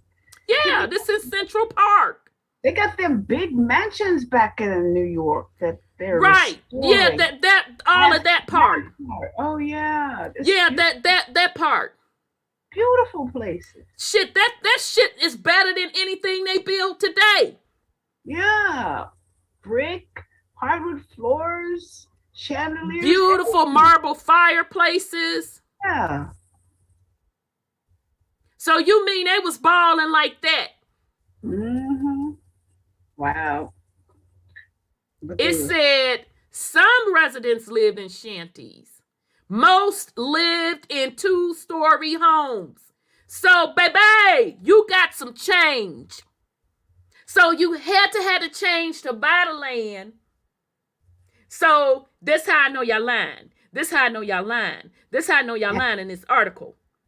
Because you had to have money to buy the land. So if I'm shining shoes and I'm doing laundry or whatever they said the other lady was doing, you gonna try to sit up here and convince me that I was not only able to buy land, but I was able to build a two-story brick home. Furnish it. Right, furnish it, that part. With the marble and shit up in there, a couple fireplaces, because we know it was more than one fireplace in that bitch. I was able to do all of that just by shining shoes. Yeah, right. And I had just came out of slavery. Now, let's not forget that, because I had just come up out of slavery. I was the first generation coming up out of slavery. Oh, okay then, but let's continue. Census records show that residents were employed, with African Americans typically employed as what? They can't be saying what I think the fuck they saying. Shoe shine boys. Laborers Mhm. and in service jobs, the main options for them at the time. Records also show that most children who lived in Seneca Village attended school. Let's continue. The creation of Central Park. During the early 1850s, the city began planning for a large municipal park to counter unhealthy urban conditions and provide space for recreation. In 1853, the New York State legislature enacted a law that set aside 775 acres of land in Manhattan from 59th to 106th Streets between 5th and 8th Avenues to create the country's first major landscaped public park. Want y'all to peep game. The city acquired the land through eminent domain.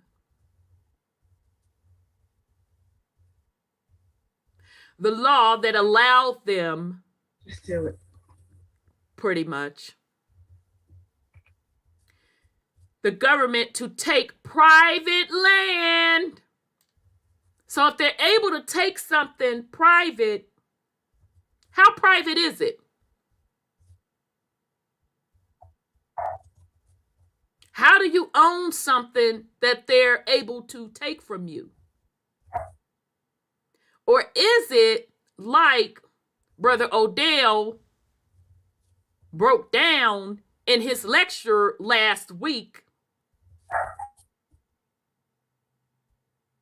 that the way the Vatican set all of this up through colonization is that no land is privately owned, that you are leasing the land. Okay, but we'll continue.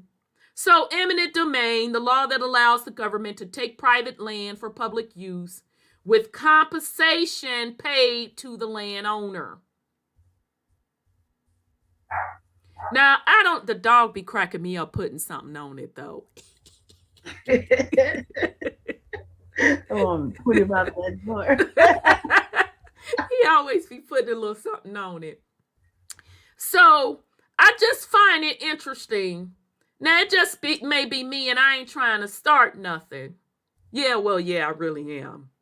But eminent domain seemed to me, because you have people that have been on this land for thousands of years, that's like, what the fuck you talking about?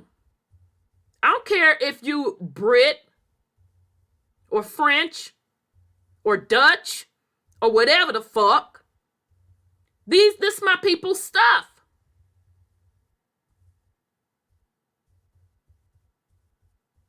I'm not British. I'm not European. My folks have been here for thousands of years. We've lived here for thousands of years. Wars broke out over this shit. And even with all those wars breaking out, it was still people that was like, but this still my people's shit. Well, you know, such and so chief had negotiated. Who the fuck is such and so? I don't know such and so. You know such and so. That's something that you and such and so done made an agreement about. I'm just telling you, my people lived here for thousands of years. Okay? So in my opinion, this eminent domain is just part of their game to make sure that they move people off of land when they want to move them off of land. This was a common practice in the 19th century.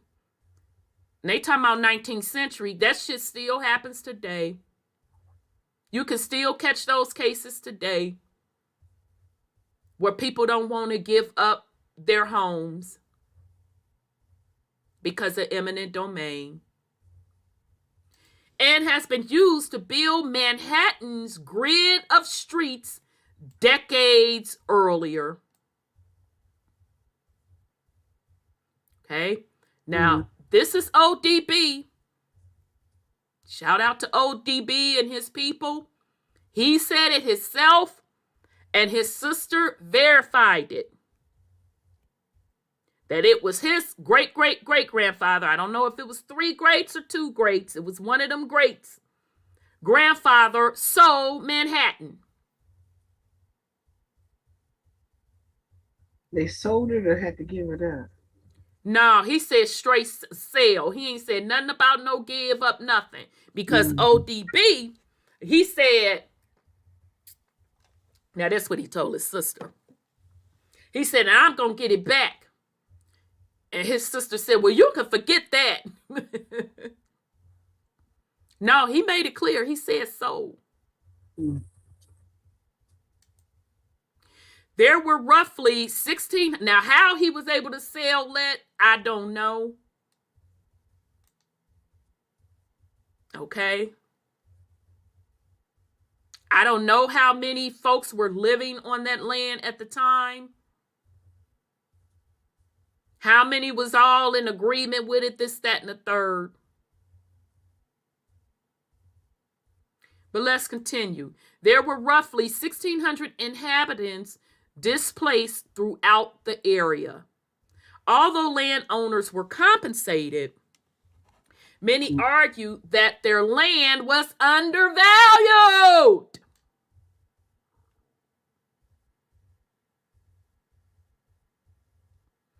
Ultimately, all residents had to leave by the end of 1857. Wow. Research is underway to determine where Seneca Village residents relocated. Some may have gone to other African American communities in the region, such as Sandy Ground in Staten Island and Skunk Hollow in Jersey. Now, interesting enough, when West-Face them, I think it was CBS Sunday Morning, were doing the story, one of the descendants of whose people own land in Seneca Village, because now when they do tours of Central Park, they do talk about Seneca Village, and they were talking about the residents that live there, and the tour guide was saying, I don't know what happened. We don't know what happened to the people. And one of the descendants who own land there said that was, my people were one of those people. I think it was his like 3 greats in. Okay. Which was absolutely wonderful that they know that information. And the powerful thing about that particular segment was the guy literally broke down and cried. And because he didn't know that information all his life, one of the other elders, before they transitioned, had broke all that information down to him and gave him a picture of his great-great-great-grandfather and gave him some sort of emblem. I can't remember if it was a pen or something of his great-great-grandfather. And that man cried. And he said, do you know what my life could have been if I would have known what my people did back then? That we just weren't some slaves. This man literally broke down and cried, and he's married, and his wife was tearing up. I'm sitting there tearing up with them too. Mm. This is a grown ass man, a Gen Xer, stating, do you know what my life would have been like, what I would have accomplished, knowing this information, knowing that my folks were more than some slaves?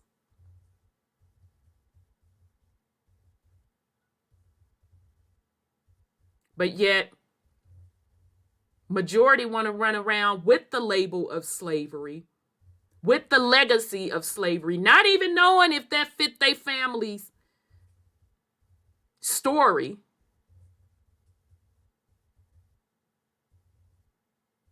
Not realizing or not even giving a shit at this point the damage and of the psyche that it is putting on the generations.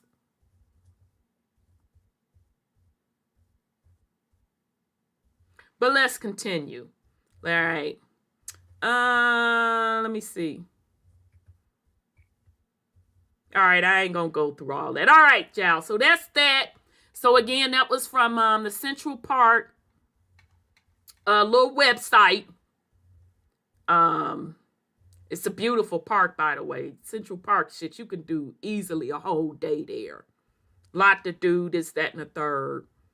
But I had heard a long time ago about Central Park. I also heard it being Indian burial grounds there as well. I had been heard that about Central Park and how they moved people out of there to create that particular park. Okay. So New Yorkers, y'all got a lot of history also. You got a lot of deep history. Okay. I hope that people are waking up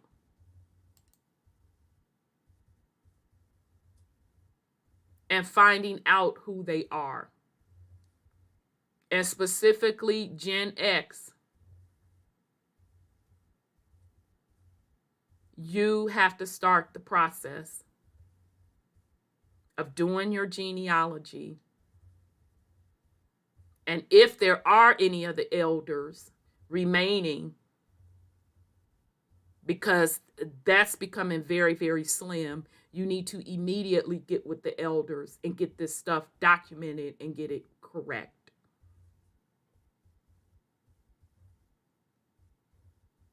Your legacy depends on it.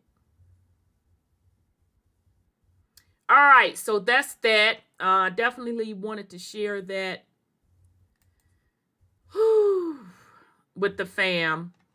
So let's get into, let me just make sure. Oh, I did have more on that. Because what I had wanted to talk about, it ties into that, because it really goes into, oh, I don't think I was able to pull it up. That might be in the material. I'll hold off because I found a treaty. But we'll hold off on that. Okay, so we're going to get into the material. Let me try to find it here. What you say, the perfect, pure, Central Park and Wall Street are both evil and creepy, in my opinion. I can understand. it, but it should make sense to you why it's creepy now. Because, yeah, you know, even with Wall Street was originally, well, New York originally was called New Amsterdam. But, yeah, they had to clear, okay, got you, Brother Sean. They had to clear a lot of land as well to move people off of that Wall Street area also. Brother Sean, you back on? Can you hear me? Yeah, you still showing up muted. I don't know why you keep getting booted, but yep, I can hear you. Okay. Okay, Hey, so sis, uh-huh. I think people keep forgetting that everybody wasn't over here running around in skirts, shirtless, living in teepees and longhouses like those depictions, Right. because again, the mud flood community, Right. the proof is right there in the pictures Yep. that these people ain't built shit. Right. They walked into a sweet situation. Absolutely. The fact that people still own shit long during and after so-called slavery,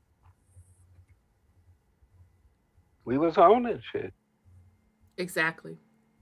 Farmers, sharecroppers, we had everything. Everybody weren't hunter gatherers or nomadic tribes. There's too much diversity here to make the claim to be gods and the creators and the guardians. I just refuse to believe that we all just lived in teepees and longhouses. The artifacts left behind don't support that. Not at all. And to be honest, I'm gonna have to give a shout out to the mud flood community for that. Cause I never even put the connection together. I'm gonna be real honest. Because it's just too many things with the given perspective that we have of what our culture allegedly and supposedly was that conflict with what went on in the house. Exactly. I'm not saying that grandma and them didn't say that we weren't Indians, just that or the other. But that doesn't describe what we did as a people. Exactly. That term Indian has been placed within a certain segment. And then the people that did live in houses and structures, this, that, or the other, were called cowboys. That's an excellent point. I mean, these are the stories that they've given us. And our grandparents never looked like they knew anything about that. Because when the black and white movies came out, back in the era when all the westerns and everything was out, they just thought it was entertaining. They didn't think nothing about that was true. Oh, you know what? Do you think that's why they never said anything? Because I'm still just fucked up. Yeah, because all of us weren't fucking savages running around in the wild. Mm-hmm. That's the same now. How if you go over to Africa, you got tribes that's all off in the bush and everything, and you got people living in the city, modern. That ain't just happened this era. It's been like that forever. You got that? They had to have a slave. That was the whole purpose for colonization, to get other motherfuckers to do shit you couldn't do. Right. So I mean, it's just the same thing over and over again, and we keep getting caught up in titles Because we're supposed to be gods and creators in this, that, and the other. Why haven't we mastered this punk ass game? We keep on saying it's a hologram, it's a Right. game, it's war, Right, this, that, right. and the other. Right, right. We're this. We got all these powers. We're the X-Men. We're supposed to be coming online. Right, right, right, right. All this shit that we allegedly and supposedly used to be able to do. Right, right. If we had them powers before, how did they beat us and take them away? I'm still trying to figure that out.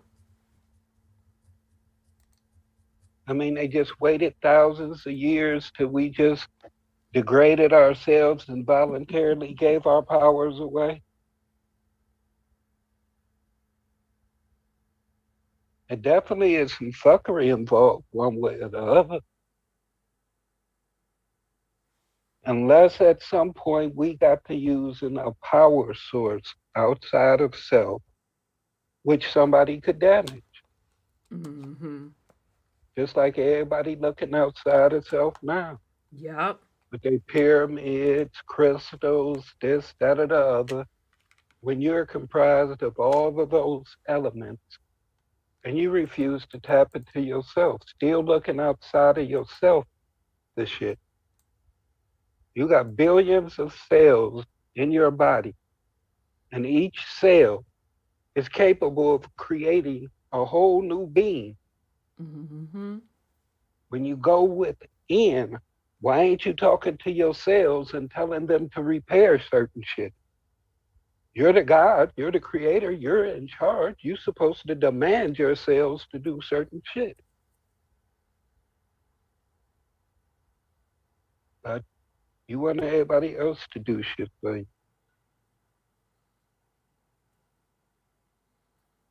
You I want agree. everything handed to you. You don't want to do shit. Even if at one time we were a hunter-gatherer people. How many of you motherfuckers know how to hunt? Hmm. Y'all used to go into the supermarket and getting shit already cut up and nicely displayed for you. Some of y'all would know what to do.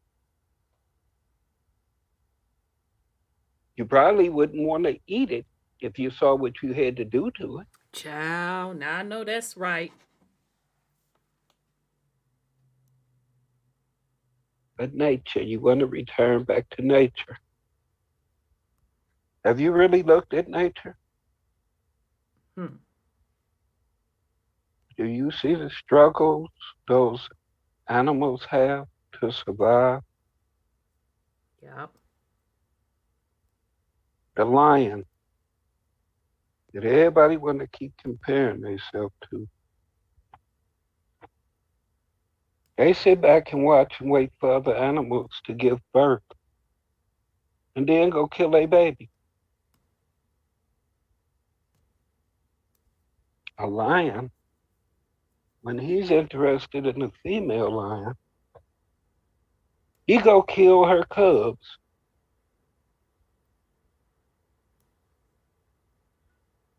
I mean, do you really understand nature Mm. on the whole? If you're a creator, you have something to do with these things that are here doing this. Mm. You agreed to this shit somewhere along the line. And then you started eating shit you ain't supposed to eat. And then you want to complain when shit want to eat you back. Whether it's human, draconian, reptilian, whatever you want to say is eating you. Ain't you been eating some of everything? Killing some of everything? Can't accept accountability for shit. Mm-hmm. We didn't have to exist like this. Exactly. It wasn't the original plan. But some of y'all agreed to colonization. Well, they never would have been able to pull it off if we had all those Exactly. powers. Exactly. So some of y'all who keep reaching back to these treaties and these conquering people, these colonizing beings, I guess some of that karma is yours to have to fucking deal with. Now you should enter and overstand why we ain't fucking with y'all. All of us didn't agree to this shit. Anybody that you hear about them fucking books agreed to shit in one way or the other. Yep. Whether it was a fictitious person they created to get us to go along with some bullshit. Right. Majority of the real motherfuckers you ain't gonna hear about because they was wiped out mercilessly. They wasn't agreeing to shit. A lot of this tribal warfare.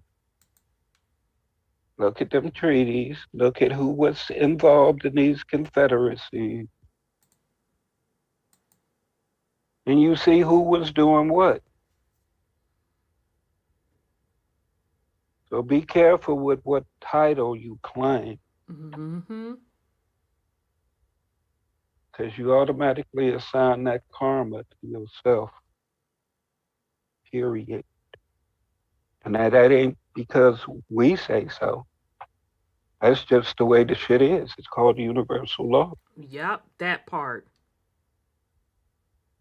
You want to keep taking shit. So that means in return, you want shit taken from you.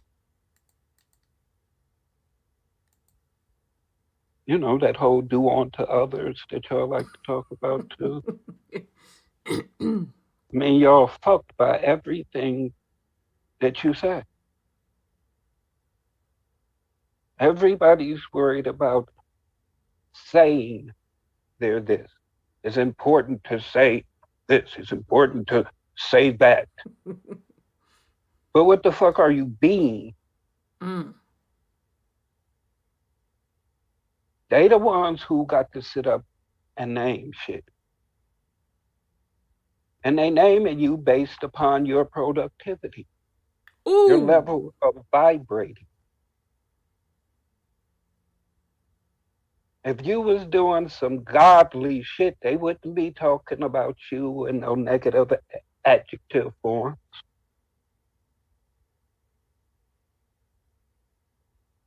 You see, motherfuckers like to pray and worship shit. If you was doing some God shit, motherfuckers would be bowing to you, worshiping you, sacrificing their children. But you let motherfuckers label you, assign a character to you, define who and what that character is, and you act out that part. How many of y'all got Oscars yet? Man, one of y'all can't even get an Oscar in your own goddamn game. Mm. Because it's your game. You keep playing it. You study and read all these books. Ooh, I got the scoop. I know this. Ooh, I know that. Oh, you can do this to do that. You can do this to do that. And what does any of that actually do?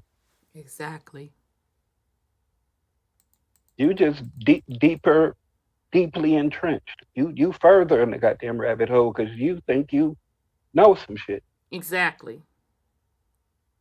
An ignorant motherfucker got a better chance of getting out than some of you know-it-all conscious motherfuckers. Come on now, tell it now.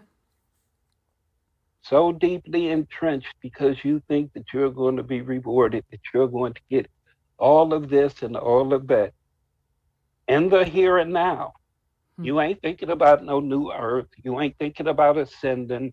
None of that shit. You thinking about what you can get right, motherfucking now. And don't give a fuck who you got to get over on. Yep. People be pouring out their motherfucking heart to you. Yep. And you know motherfuckers down to their last. Come on, tell it now, Or brother. ain't even got it. Tell it. And you will ask a motherfucker for some shit. Well, send me this and I'll do this prayer for you. Or I'll talk to the ancestors for you. I'll send you this oil. I'll send you this crystal.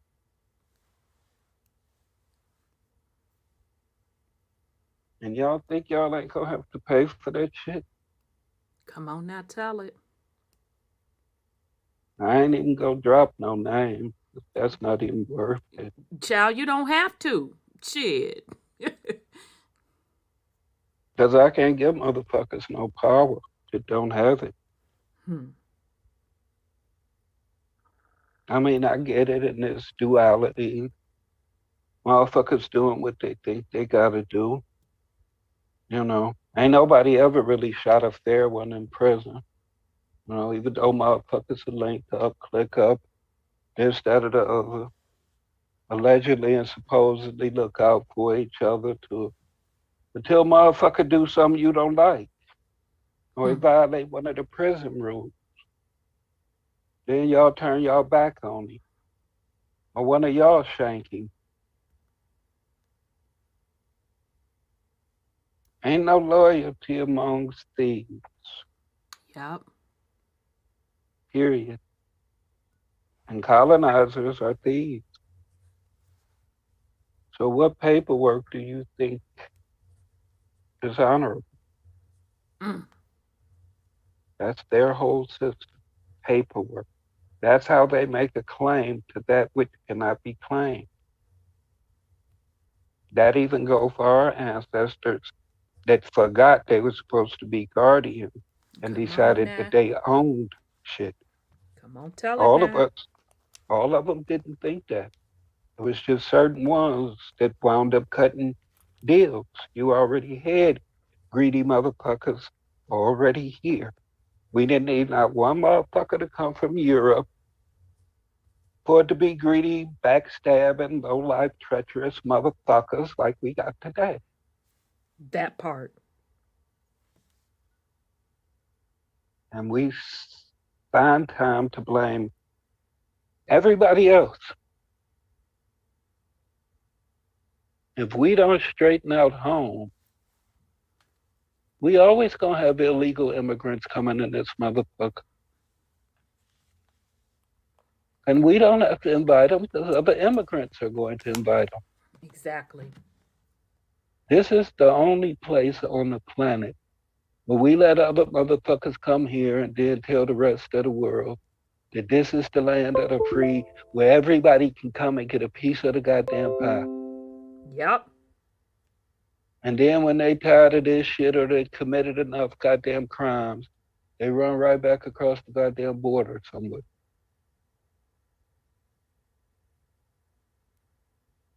Yep.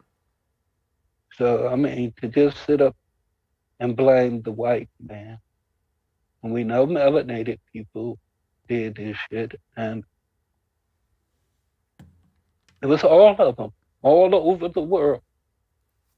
But everybody to just keep focusing on Europe, when you see by these treaties and everything else, and through their war records and colonizational records, that everybody was over here getting a piece of the pie.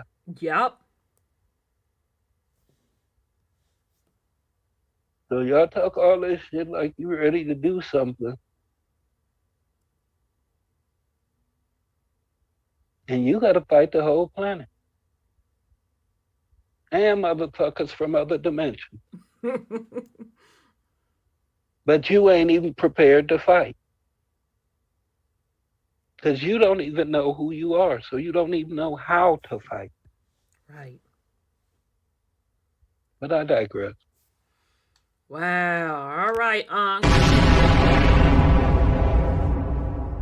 Dropping that wisdom. So Creekside Yella said, y'all be killing me with y'all little screen names. Some people scarred. They don't want to own to the BS they family did. And I'm going to say what they did and currently doing. They don't want to take that responsibility and repent. So they continue with the false narrative. I agree. Totally agree with you. All right. So I'm trying to find where we left off. I know I put it in my notes. I had to concentrate on what Brother Sean was saying as he was throwing down their wisdom. Think we on chapter 4, because I be reading ahead, y'all. I think we're winding up, so bear with me. Yeah, okay, I found it. All right, so let me share this screen. All right, where are we? Okay, so remember this book is French and Indian War, a history from beginning to the end, Native American history. All right. Okay. So we left off about here, and they're talking about recounting the battle in Acadia, what is known today as Nova Scotia. All right. Okay. All right. Okay. So the French wind up surrendering to them with little resistance. While not as a great prize as Louisburg herself, the victory was a significant one in that it resulted in the forced deportation. Oh yeah, y'all, because I done remembered this. Because remember we got to talking about New Orleans and them Cajuns. Because this blew my wig all the way back, y'all, my little locks back. So it said, okay, so after this little battle, it was saying that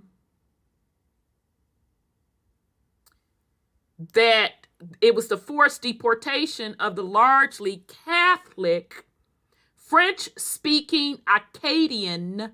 So remember, this is Nova Scotia now, known as Nova Scotia now, population. Many of these refugees were put on boats to France and were dispersed throughout Louisiana.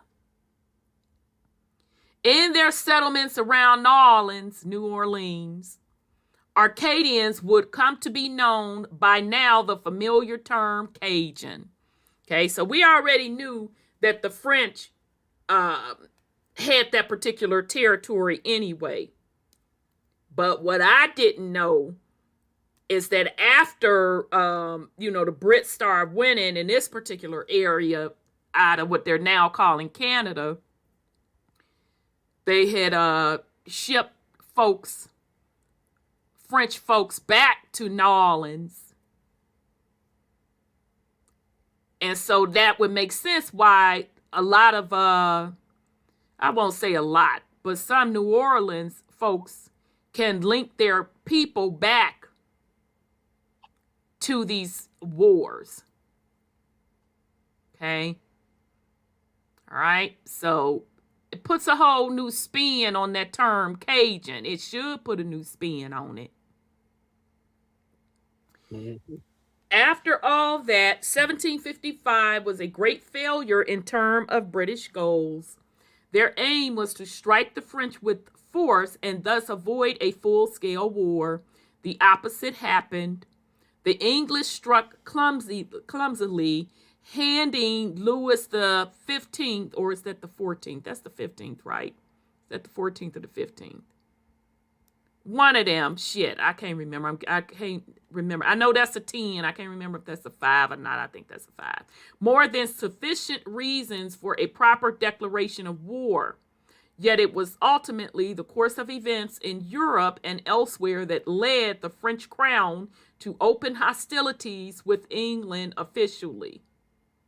In King George War, 1743 to 1748, England had been closely allied with Austria, though the terms of peace were more favorable to the former than to the latter.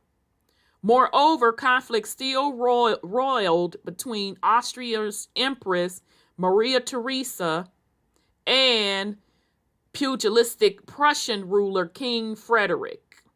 All right. And so I have provided pictures. I was really the 15. Okay, thank you. I thought that was the 5. Thank you, sis. I think the 4 is when you have The one in the front of it. yeah, the one in front of it. Okay, I thought that was 15.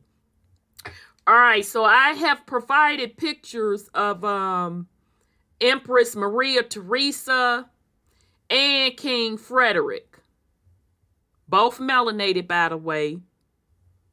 But we gonna continue.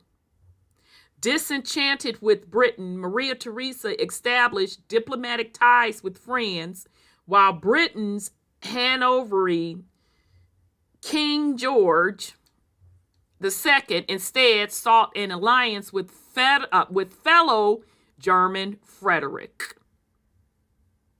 In May of 1756, following the French capture of the British-held island of Minorca in the Mediterranean Sea, Great Britain and France each issued declarations of war against the other. That's all they do is stay warring with each other over other people's shit. But I hope that you all got out of the drop last week from Brother Odell how really the Vatican makes the ultimate decision on who's going to hold those particular territories. Yeah. About wars and stuff, I was reading English history about the War of the Roses and stuff. And it was actually the people who decided what king they want based on the strength of the king.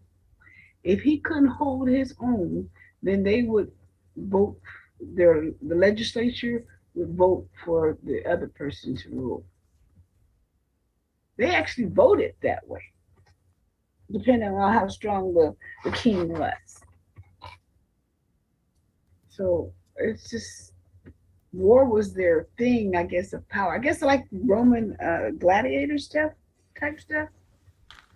Yeah, it's I'm gonna try to get that YouTube channel for you all. It's this gentleman, his channel is totally dedicated to history. And he I don't know where he started at, but it came through my algorithm, I'm sure, because of the European stuff I be covering. And so he was going over the different nations in Europe, their particular history. And so I sat through the Britain one, the French one. I can't remember the other ones I sat through. But the point I'm trying to make, I think I sat through the Greece one as well. Just the amount of territory, just everything, all of the stuff that we see today, that Britain is Britain, France is France, Greece is Greece, etc. That wasn't the case. And even Africa, and even the names on Asia, none of that was named what it is today. Even the original inhabitants were conquered. And you see where these folks over in Europe or your Asia, meaning Europe and Asia and Africa, were just warring. All time. And specifically, every time they went to war, it was because they was messing with somebody else's territory. They were coming over, colonizing folks' territories. And then once that particular area was conquered and they done made the folks either get down or lay down or assimilate, the politically correct way to say it. Once they have people assimilated in the population the way they want it, and they get their little commerce system up and running, and it becomes profitable, then another nation that then pretty much did the same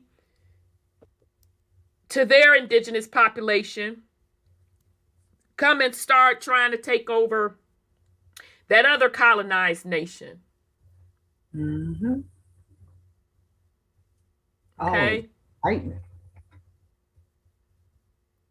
So none of the stuff that you see today in Europe is the original stuff. There were original indigenous people there. Because even in Britain wasn't the original thingy. I think that was like the Basque people's area. Mm-hmm.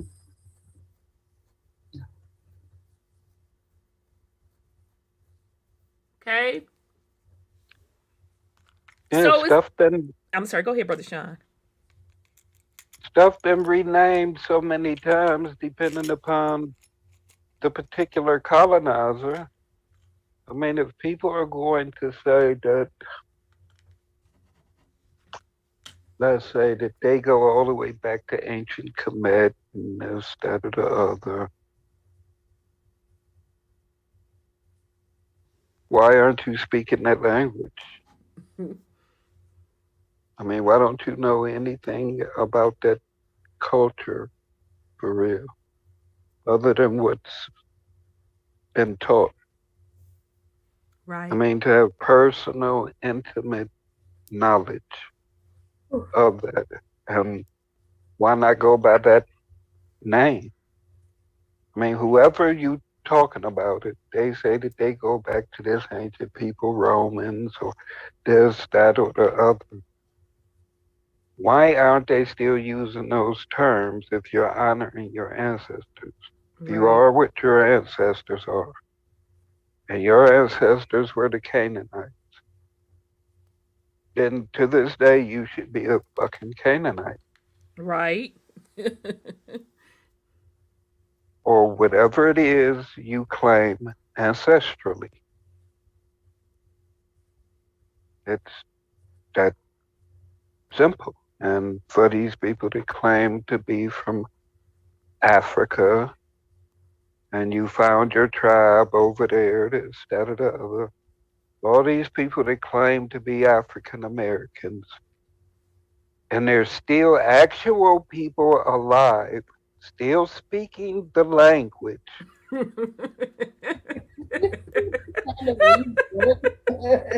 And I don't see y'all sharing none of that, dropping none of that shit. Or even the dances. Where's the classes and shit for that? I mean, they, yeah, like you said, the dances, they got their dances going viral on YouTube and on social media, but I don't see none of y'all in the clubs doing them dances. Why in the club, though?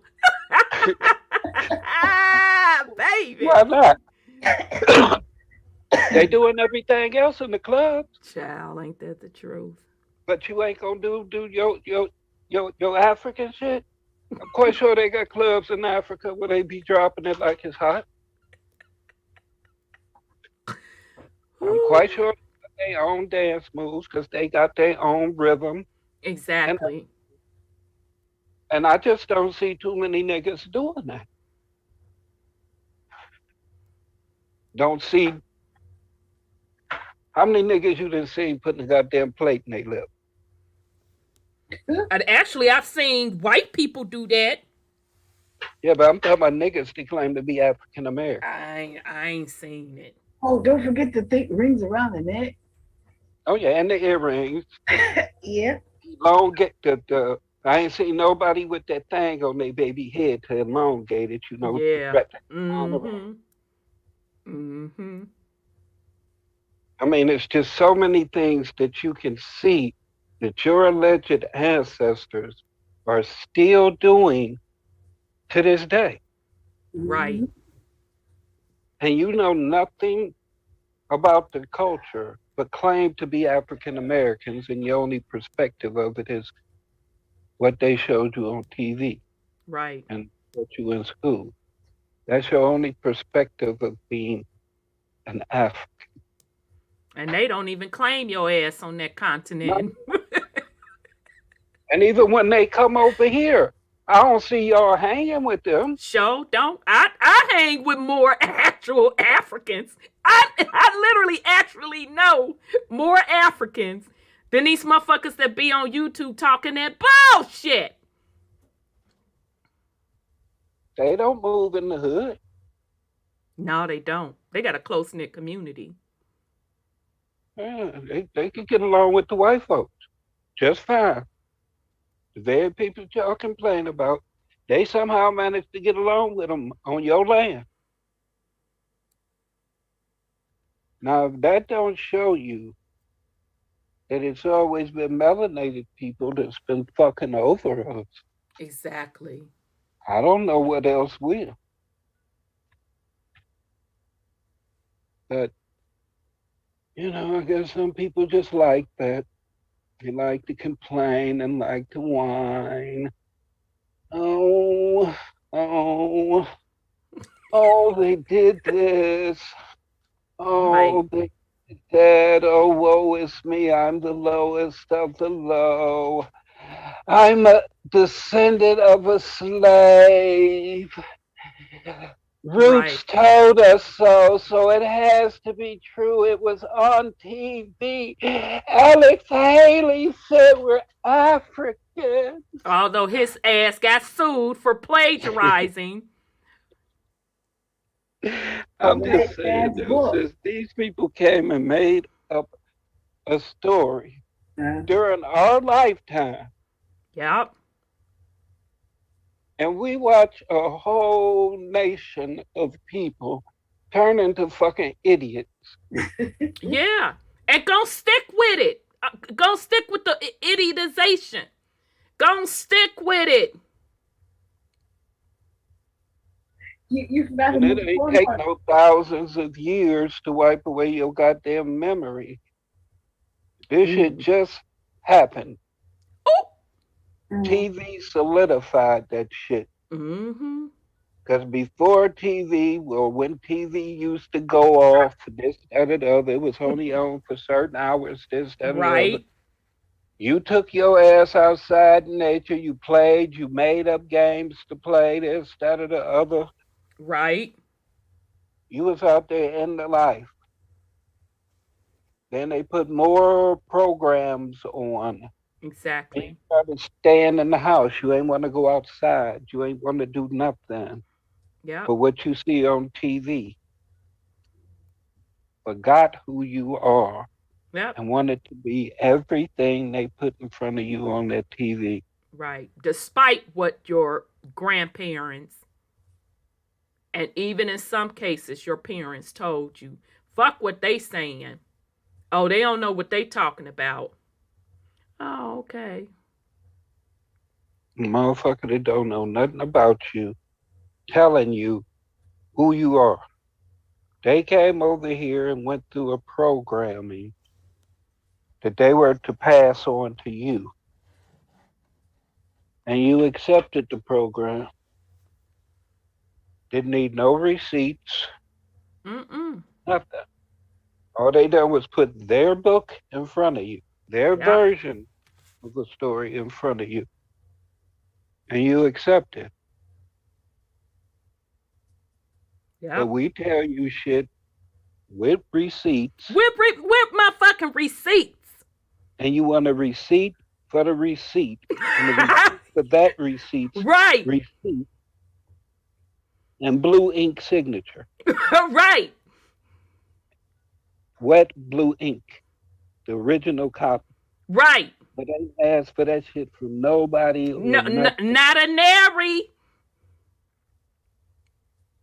I watch y'all do it. All the time.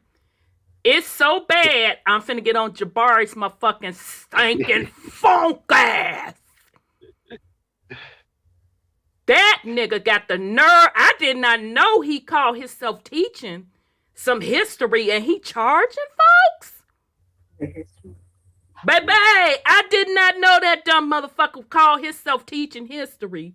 Cause you know, he got the degree in history from the bloopity bloop bloop bloop and dumb as a box of rocks. He was literally exposed, because remember, he from Africa. He put up that and shout out to Phoenix Moon when she ate that ass up the first time. Let's be clear who ate that ass up the first time. It was Phoenix Moon that ate that ass up the first time. This stupid motherfucker go put on a piece of paper his genealogy. Talking about some, that's how his family tied back to Africa. Now, why would you do that? Why would you do that to a group of people that literally knows how to research genealogy? Because we done it for our motherfucking selves. But you know what? You was let to slide. Ain't nobody called you on it. Because, you know, we figured you got your ass spanked with Phoenix. Because that weak shit you was talking, you still did not debunk what the fuck she said. Because she is who she is based on who her family is. But no, you couldn't go sit your ignorant ass down over that. You had to keep surfacing up every now and then, talking that bullshit, talking about going back to Ghana. Now you a motherfucking African chief with this $2 motherfucking hut in the back. With that dusty ass drape curtain wrapped around your body. Now you a African motherfucking chief. Although the Ghana lady done set up and told y'all you ain't finna get a motherfucking thing coming over there. Don't ask for nothing. You ain't get nothing. How the fuck I'm gonna give you something that my people don't even have? Her people don't even have. Let's be clear. Her people don't even have. Not your American ass. Now you over in Ghana supposedly and allegedly a chief.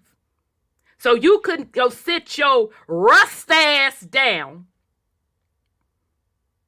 And y'all want to continue to talk shit about everybody else's heritage and genealogy. Because ain't nobody fucking with y'all, to be honest. Folks just going on about their business. Happy that they're finding their genealogy. And even embracing when they do find the European, the Black European in their heritage. Folks are embracing it. Going on with their fucking life. And then here y'all go with the Busnell shit. So then, you know, somebody else had to spank that ass with the receipts as usual. Because, see, we don't talk shit. We let the work speak for itself and them receipts, which y'all never produce, by the way. You never produce. You talk shit.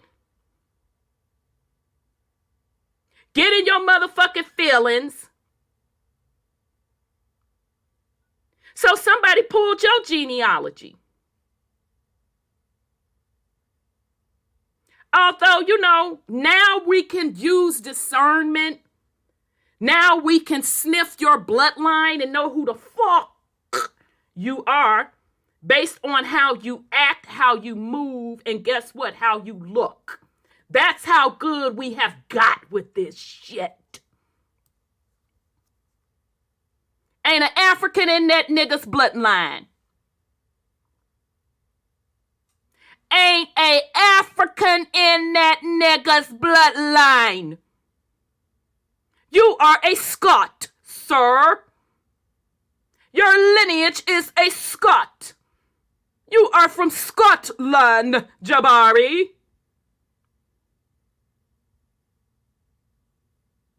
And your cousin wrote a book about it. Shout out to Brother Cooey Mayo who pulled them receipts. Oh, your motherfucking stinking ass.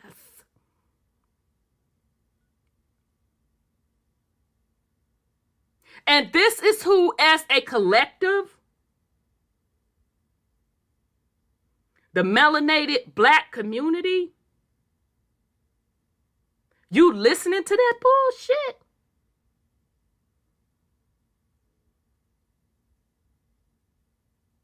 And you're not understanding why you keep getting got? You keep getting got with the same tactics.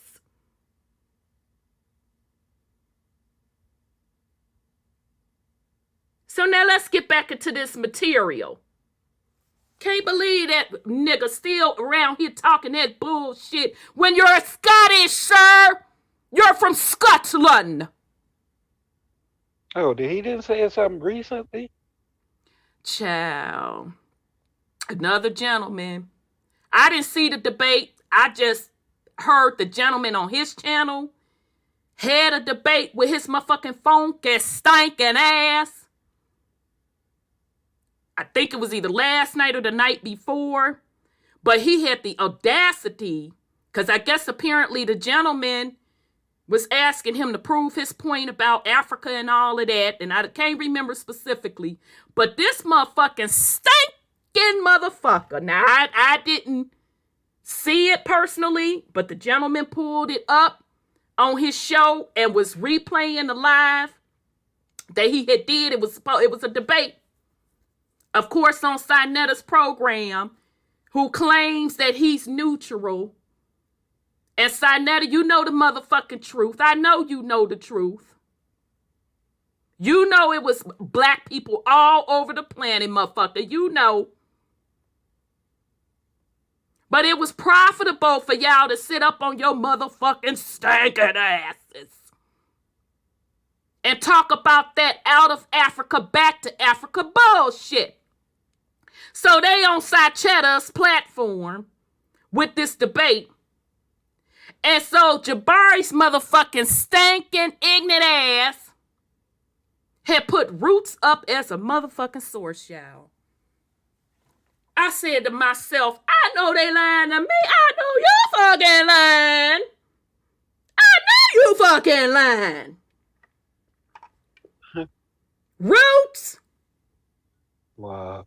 Yeah, I was like, I can't. I can't. The level of ignorance, I can't. Then had the nerve to tell this gentleman, well, I need to know who your grandmother is. I said, ooh, baby. Know that motherfucker, didn't it? Of course, the gentleman went off, as he should have, because that didn't have shit to do with the motherfucking debate that they were having. But see, that's a fuck-ass tactic that these fuck boys try to use. Like you gonna throw somebody off, bitch. But you know not to. You should have known after Phoenix Moon spanked that ass, but I guess you slow. My bad. You slow. You sit on the motherfucking slow bus. I apologize. Because you should have learned from the ass kicking that Phoenix Moon gave you. Then LTC Top Cat came and re-whooped that ass. You want to pull that grandmother shit on him. And he fucked you all the way up. Had to reduce you down to you telling this man his grandmother was pretty much lying to him with your motherfucking stinking ass. But yet, whore, you sit up here as a Scot.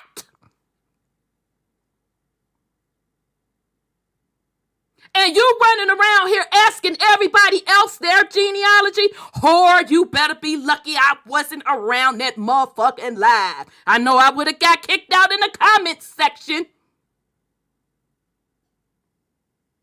How the fuck you gonna ask somebody who they people is and you a whole fucking Scot man denying your motherfucking heritage?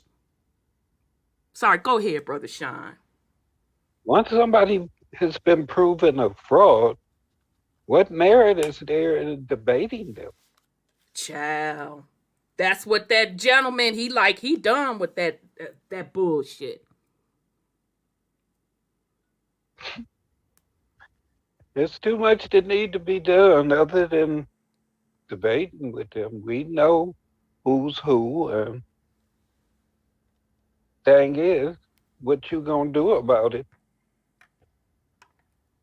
Not asking nobody to say nothing on social media, like seem to be the end thing now. Just saying, you need to think about what you gonna do. I mean, it's either you gonna keep talking about stuff and debating, nothing to ask people. Because that's what he is with his funky, stinking ass. I gotta throw that in. I mean, if it's just entertainment for you, I mean, that's cool. I mean, but just make sure you putting in real work, running around showing everything to everybody. That don't mean shit. For real, for real. You really want to look at it. And I agree. And the sad part about it, the ones that be wanting to debate specifically out of Sacheta's camp are the least unproductive motherfuckers in the whole sector when it comes to the debating aspect. My whole point is this. Motherfucker, I am who the fuck I told you I am. Right. In this story. I mean, I really don't have to explain. I ain't gonna explain the goddamn thing. That's what the dude, that gentleman was saying. He ain't explaining the motherfucking thing. All you need to know is my name. That's the only motherfucking thing that I'm gonna respond to if you talk to me. My name. And you better say that right. Exactly. So I mean, as far as for my quote unquote nationality, who I worship, or this, that or the other, they ain't got a motherfucking thing to do with nothing. What my grandmama did or didn't do, what my grandpappy did or didn't do, ain't none of that got shit to do with the ass whooping you could take today. Nah. I mean, if you want to wonder who they were, it's probably some of them and some of them blows that you're going to be receiving. That this ass whooping you are receiving. If I pull off my belt, that means my grandmama that got hold to your baby. Punching you upside your head. You didn't piss my granddaddy off. I mean, there's all kind of ways you can find out who they are. If you somebody worth fucking with and you a real motherfucker, you might actually find out something about people.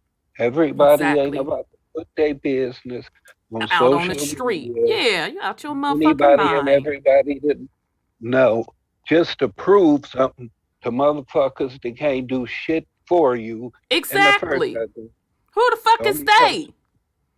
Only person that can save you is you. So sitting up explaining all this shit to a motherfucker that ain't shit in your life, period, dot. That you probably ain't even gonna see in person or nothing. It's just a motherfucker you see on the goddamn internet talking goddamn shit. With some draperies wrapped around his body.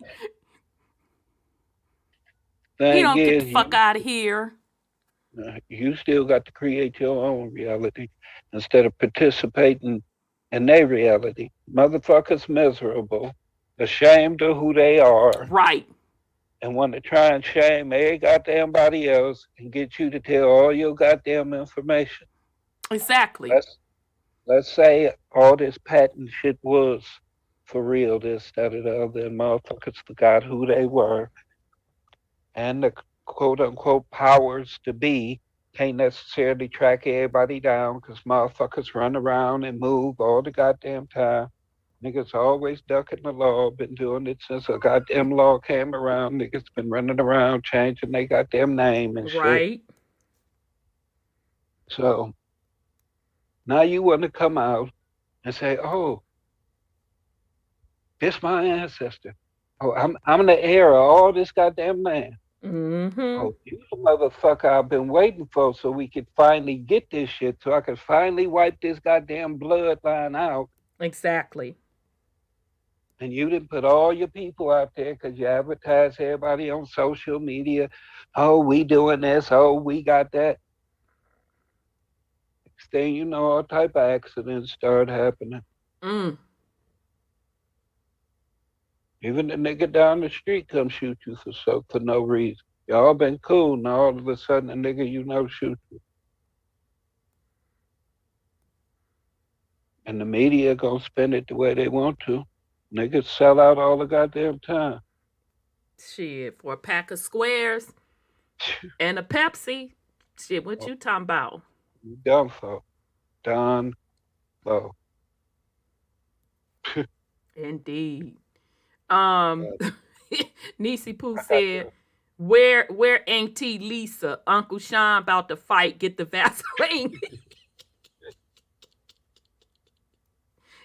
Yeah, he said, yeah, you gonna remember, you gonna know who I am based on this ass whooping. Yeah, people out of their rabbit ass mind, like you got to prove something to them. No, sir, or ma'am, that's not how this works. Let's stick to these motherfucking facts and receipts, nigga. So since you wants to run down somebody's genealogy, how about you run down yours? But this is the level of hypocrisy that the collective Black community allows to go on. And anytime something is out of someone's comfort zone, most people fight to defend it. They fight to defend the lies instead of standing in the truth. Yes, you're going to go through the grieving process. You ain't the only motherfucker that was hit with the truth. You ain't the only motherfucker that's been done devastated. I think each one of us sitting on this panel tonight done went through the motherfucking process to say, you got to be bullshitting me. You mean this is how this stuff rolled?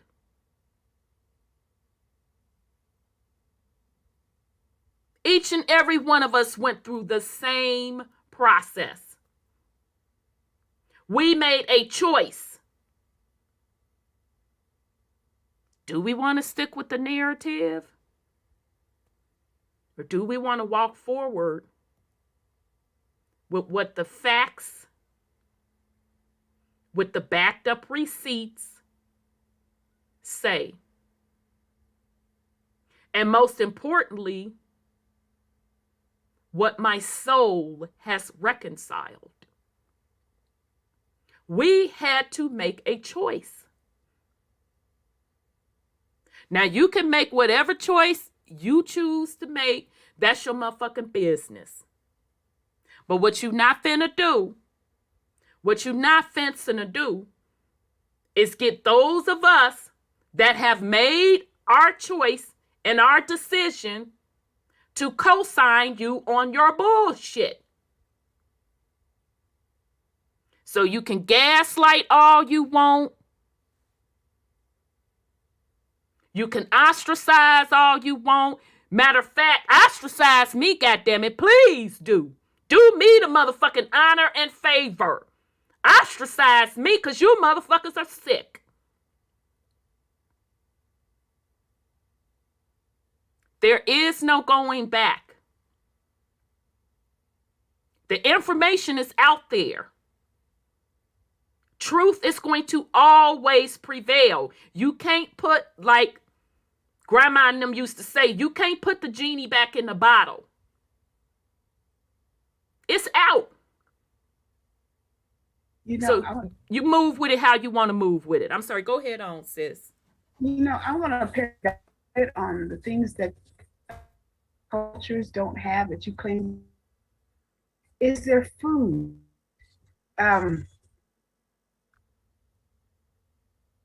Special dishes, like East Indian people.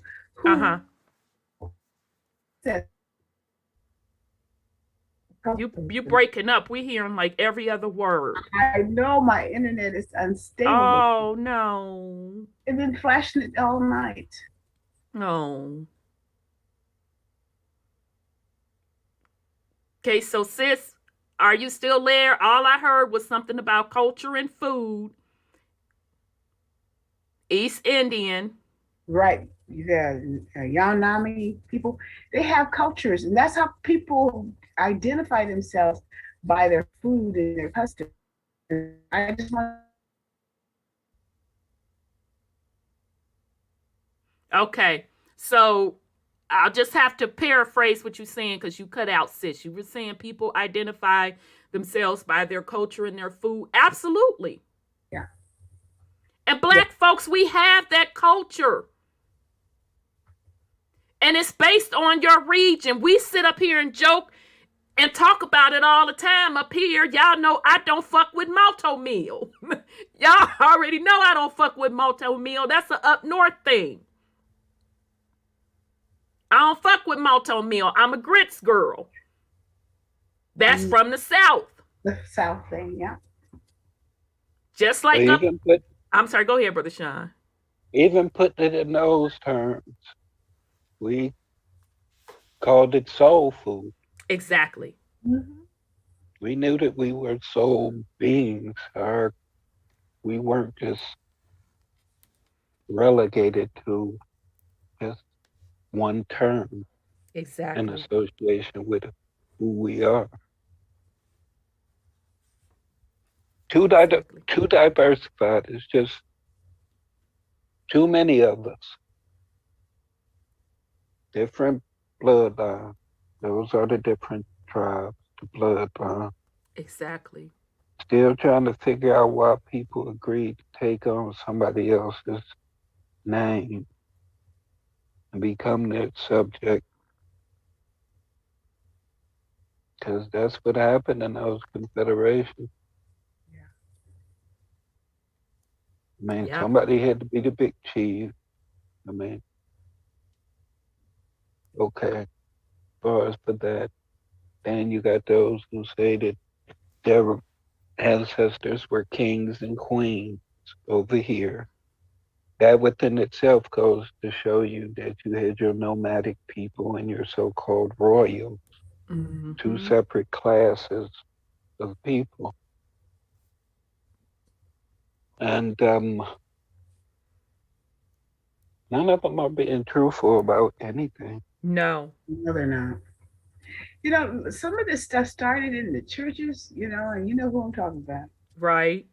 They just, they brainwashed the young men and women, especially men, to believe the lie. And they started with Muslim stuff, and then they went to Jesus. I'm like, where did they come together? So when people don't understand that, you're supposed to take one hoochie, then you got to get another hoochie.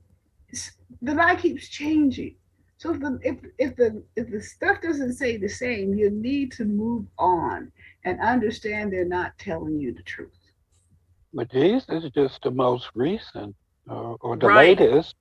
Now it's the Anunnaki, a new coming back, Inky coming back, Yahweh coming back. Right. We done got swung on for Inky, Binky, Linky, them too. We done got swung on for their ass too.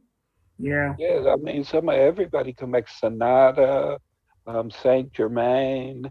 Everybody's everybody coming back. I mean, according to the Galactic Federation and some of the people that's been channeling, they didn't channel God. Mother Earth then spoke through them. You know, Saint Germain, Anunnaki. I mean, everybody just spilling all the beans on how wonderful stuff gonna be for certain people. I mean, they even say it ain't for everybody. So Mm-hmm. I mean, they only coming back to get some of y'all. I mean, it's all the same story. You're constantly waiting for somebody to come Exactly. get you. Mm-hmm. When all the effort you make to create havoc here, if you put half that energy into just going somewhere else, I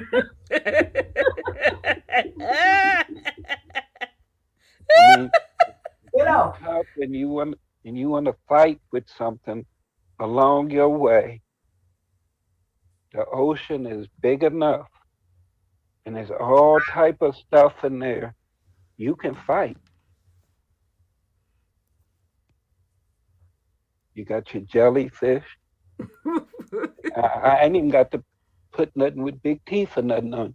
Go in there, fight some jellyfish. You get bored and feel like you want to fuck something up. Go jump in the pool with jellyfish. Show Leave me them her baby. shit. They don't deserve. Leave that motherfucking sea life world alone. They don't want to be bothered with their motherfucking stinking ass. Jelly's gonna sting the fuck out of them though. And you know what? I would stand there with my ooh wee, and I say, sting the fuck out of him. Sting him, baby. Because he's a shit starter. I know you feel their vibration in the water. Sting the fuck out of him. I promise you I'll be sitting right on the motherfucking sand with my ooh wee. Shit. The aqua life don't want to be bothered with they shit starting asses. Yeah, that is true. But I Shit, mean, that started with everything on the motherfucking planet. Ain't nobody safe, ain't nobody in peace. And they sitting up here talking this bullshit. but since they claim that our ancestors came over here on the boat, I just thought them jumping in the ocean would be fitting. Well, yeah, you could jump your ass over there if you want to. I'm telling you, this sea life got something for you. Because they ain't finna be So understanding, hearing your indoctrination. they Who know it you. every time you I see a was. video of somebody getting fucked up. Is who? We don't get ate by sharks. Shit, these animals are just fed up, period. And I understand from the animals' motherfucking perspective. Yeah, Shit, tired exactly. of y'all destructive ass. We Shit, at least knew where not to go at shit. one point in time. Because now you getting darkies bit by sharks and all that type of stuff now. Getting Yeah, lost at yeah. sea. Animals just fed up, period. They like, I don't like your frequency. Sting, sting, bite, bite. And I'm Mm. like, I feel no types of ways about it. Shit. Um, no, you didn't, Paul Ball, when you said cream of wheat. I hated all that shit. Cream of wheat, multi-meal. I hate all of that shit. That's a up north thing. I can't fuck with none of it. I'm sorry. I gotta have my grits. And when I was up here, I was so pissed. I went to the store one day because I had ran out of my little grits. Did you know that store didn't have grits? I was so motherfucking disgusted. I went to the clerk. I said, you don't have any grits. Oh, yeah, we're out. We usually don't keep a lot stocked. And I was looking at that person like, What the fuck is wrong? Where How was you this gonna at be? the grits? This was at Kroger, Sean. You know I was thoroughly disgusted. How the hell you not gonna have no grits? That's great. Yeah. And they be swearing they know how to cook them up here, and I just be like, oh, I can't do it. Be You know, all wrong. Huh? You know, corn grits. Mm-hmm. This one guy, I know for a fact, he had to have grabbed off the motherfucking shelf some cornmeal. I just know it. Because I had ordered some shrimp and grits. I was already sketchy about it. We had went to brunch. It's supposed to be a semi-upscale restaurant. Mm-hmm. So I'm like, and my sister was looking at me. She's like, you gonna take the chance? I said, I'm gonna take the chance. I pretty much know what the outcome gonna be. They brought that shit out. Baby, I am telling you, there was no shape, form, or fashion that was grits. That baby got confused and grabbed the cornmeal. That shit was so motherfucking gritty. And I had to call a little man. He was like, what's wrong? I said, do you see this? Now I'm up north. He was looking at me. I'm like, this is not cooked right at all. Did he grab cornmeal off the shelf? No, ma'am. That's grits, blah, blah, blah, blah, blah. I'm like, oh, okay then. You want him to make? No, I'm good. I take these motherfucking faux shrimps. Just bring me some more coffee. I drink the coffee, eat these faux motherfucking shrimps. I said, but you tell this person that this is not right and this is not even close to how you cook grits. Not even remotely close. So we finished the meal. Of course, I had been done because I only had 4 motherfucking shrimp, about 8 cups of coffee, my stomach and my back because it was brunch. It was 2 o'clock. So my sister's sitting there eating her motherfucking steak and eggs and hash brown and ham. So she ate her food. We get ready to leave. And so I see standing out the back door, the chef. Why he have to be a black man, y'all? But he was a youngin'. And he was out there smoking a cigarette. His motherfucking nerves was shot, baby. So I don't know what the man done said to him about these grits. His motherfucking nerves was shot. And so he saw us, and he knew we was the one that complained about the grits. And so he kind of spoke, and I was going to go over and talk to him, because I was going to teach him how to cook the motherfucking grits. I was willing to go in there and say, baby, show me what you use. No, move on out the way. I was willing to go do that. My sister, no, come on here. Stop starting with people. I'm like, well, goddamn, this baby ain't never gonna learn if I don't go teach him how to cook these grits. So I don't fuck around up north with people and they grits. They don't know how to do it. That's just the bottom line. I am a Southerner. I don't fuck around with my grits. I don't eat malt meal or cream of wheat. I don't know what that shit is. So that's my story and I'm sticking to it. So Sis's point that the food is regional is very, very true. And that's why even those of us that grew up in the North, but our family was from the South, we still cook the same way like we was from the South. Those traditions never left us. We still cooked the exact same way. And you could tell who was from the South and who was, organically from the North just by the food. Just like you could tell who's from the Caribbeans. So she's absolutely right. So this fact that melanated people think that you don't have a culture, you do have a culture. And your culture is based on region. Even the way you speak. Although I grew up in the North, but was back and forth between the South, even when I was in the North, my entire family, they'd say, oh, y'all talk country like y'all from the South. When they didn't say y'all. Because some of you Northerners kind of get, when they use that term, uppity.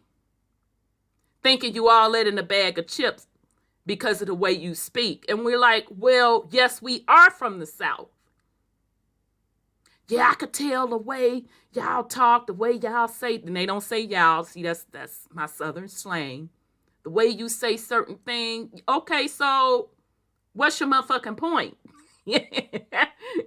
Yes, we're from the South. Yes, Julius, we are from the South. So black people do have a culture. Black people in the Americas, you have a culture.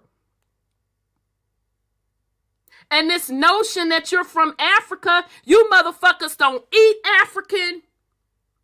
You don't do nothing African. Now, I legitimately have African friends who eat African. I don't like their food. Shit. Food is fucking disgusting. It tastes worse than malto meal and what's the face? Cream of wheat. That shit literally have absolutely no flavor. I mean none. Zero. Their version of greens, I don't know what the fuck that shit is. It tastes like mush to me. I don't like African food. I ain't fucking with that meat. My ignorant ass. That look like a goat. That look like a goat leg. Girl, how that a goat leg? No, that look like a goat leg. I ain't eating that shit. What the hell is that? It's totally, totally different. Their food is nothing like our food. Nothing like our food. Now, I don't fuck with they food, but they fuck with mine. My African friends still today, when you cooking some mac and cheese? When you cooking it? I'm like, well, god damn! I'm sorry, go ahead, Brother Sean. Yeah, certain foods, like you say, are associated with certain cultures and certain regions. Just like certain animals thrive in certain habitats. When you take a foreign species and place it in a different ecosystem, exactly, it's actually a threat. It offsets that ecosystem. Yes, it does. All the indigenous animals are now in competition with a foreign species that some may not have immunity to. That is correct. That's a very good point. I mean, and that's what we have to take into consideration when we eat just every type of food from every culture. Any type of restaurant that wind up somewhere near nigga, he gonna eat that shit. Child. Just cause it's there. Don't know nothing about the customs or the culture, what type of actual meats they may or may not use. See, I don't motherfucking play that. When we having me eating whales balls, I don't play that. I'm just saying that their diet is specific to them. Their region. Exactly. And when you travel overseas, you find that shit out quick. Even to the water. Those that have traveled overseas, Unless you outside of Europe, you fuck around and drink that water if you want to. You gonna have the shits like a motherfucker. But you're absolutely right, Brother Sean. And the aspect of it that's most important is frequency. That part. I mean, I don't care how good something might taste to you, this, that, or the other. That's part of the get you gotcha. But it's lowering your frequency because it had nothing to do with you. That's not what mama intended for you to have. Right. If everything began with us, as they say, and we're all this and all that, and everybody is coming here and trying to give us all of their bullshit while taking all of our culture Yep. and giving us theirs. If their culture was all that, why are they taking ours? Exactly. And do you know, Brother Sean, I recently found out, I guess it was last year sometime, and I never put the connection together, that rice is indigenous over here, coming out of the Carolinas. And some of the best rice, that Carolina rice, is literally the best in the world. I remember that Carolina rice when I was there. My grandmama used to make. Yeah, I remember it. And I'm like, God damn, sure did. But they want to give the rice to Asia. And you could reheat the rice back then. It ain't dry out like this shit today. Child, this shit is a hot motherfucking mess. Be nice and fluffy and buttery. Yeah, I didn't even know that about rice. But it makes sense if Big Mama and them was cooking it. Because you know, I don't know about y'all, Big Mama, but my Big Mama ain't never cooked no motherfucking tacos, no motherfucking stir fry. None of that. None of that. She ain't cooked no Italian. I ain't finna lie. I don't even remember no pizza. Hell no, I don't remember that either. Not at Big Mama's house. I don't remember none of that. All of that was the up north thing. And it started with the baby boomer generation. Big Mama and them didn't play that. Number one, they didn't know what the fuck it was. And when your granny came and visit up north, and you know how up north they cook the spaghetti and they feel that that's the meal. And Big Mama be looking like, okay, baby, you not serving nothing but this side. Child, y'all know nothing about that. The chicken, the green beans. Exactly. Cornbread. Right. Fuck is you talking about? Thinking this Getty is the entire meal? Where the motherfucking cornbread? Where the chicken? God damn it, the fish. Something. Fish and Getty, yep. This just the side. Boy, I hollered. I'm like, you know Big Mama up here. And you can't be half-assing it. So yeah, that part, Sis Sandra. Black people have a culture. So why they would choose to go all the way around the world, it's just beyond me. But like Brother Sean said, you don't dance like it. You don't eat like it, that culture. You don't even hang around that particular culture. Because if you did, you wouldn't be running around saying you African, because they gonna tell your American ass you ain't African.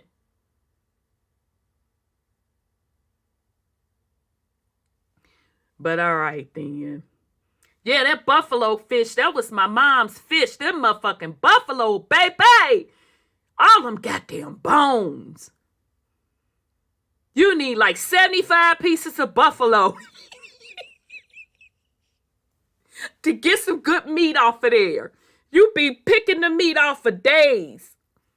If I remember correctly, buffalo fish is real bony. It has them big bones too. And shit, I don't even know if is buffalo fish even still in existence anymore? They probably didn't renamed it or genetically modified Yeah, it. where the buffalo fish at? Po buffalo fish. Now they got that tilapia, and I just motherfucking refuse. Don't let me put in my money on the motherfucking fish fry. And I done gave you some nice money. And I walk up in that bitch and all you got is tilapia? Oh, we finna have misunderstanding. I'm finna turn all that shit over. So yeah, I don't know what happened to the buffalo. What was it? Buffalo, perch. What was it, y'all? Well, we know catfish, and I'm not a catfish fan. That's one part of the southern, that and the pig feed and all of that. I never really fucked with that. That catfish, I just never really liked the taste of it and that greasiness about it. And back in the day, a fish fry was usually after somebody went fishing, so it was fresh. That's true. Oh my God, it was fresh. Nothing like it. That was good eating. Oh my God, it was good eating.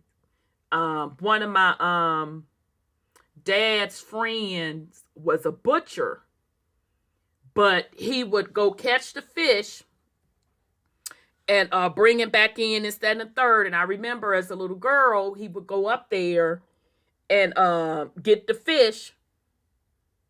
And that's how I particularly learned from him that when you preparing your fish, you're always supposed to soak it in cold water with salt in the water.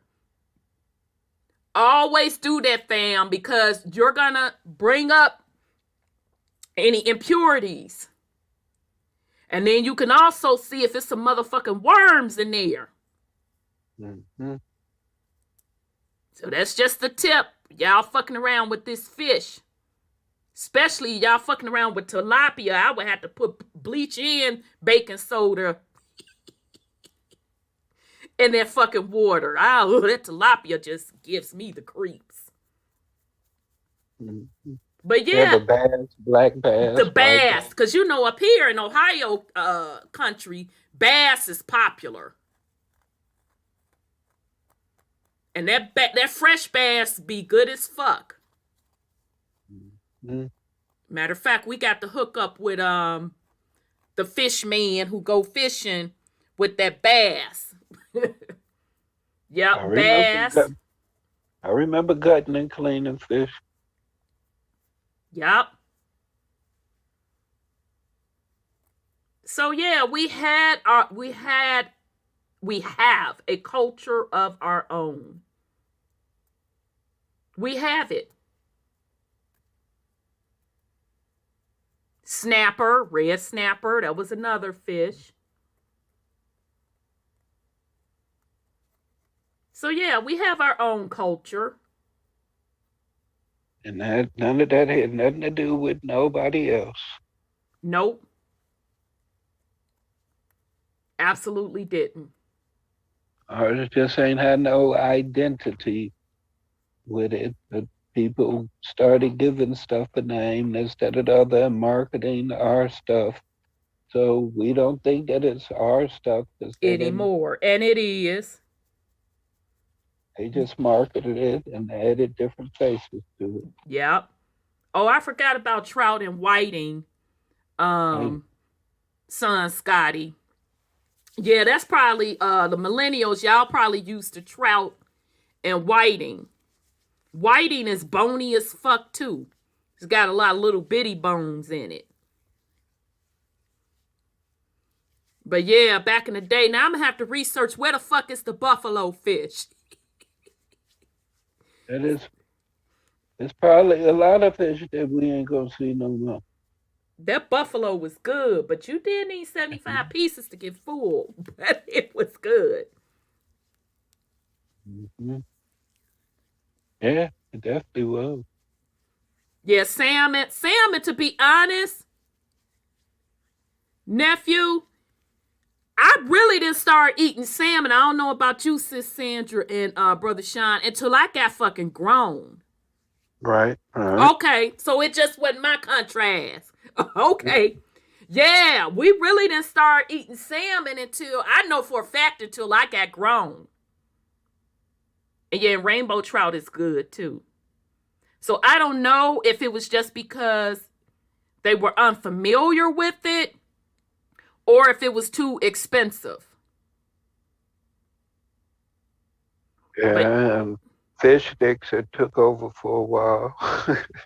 Yeah, that's true. For a while, we had a whole generation that didn't know what fresh fish tasted like. That's true. Then when you try and give it to them, they don't even want it. Like, what is that? Look at that. I hadn't even thought about, damn, y'all, that's right. We probably the last generation that grew up on real food. I hadn't even thought about it like that. Yeah, because the majority of the stuff that's in the supermarket now wasn't in those stores when we was coming up. No, it wasn't.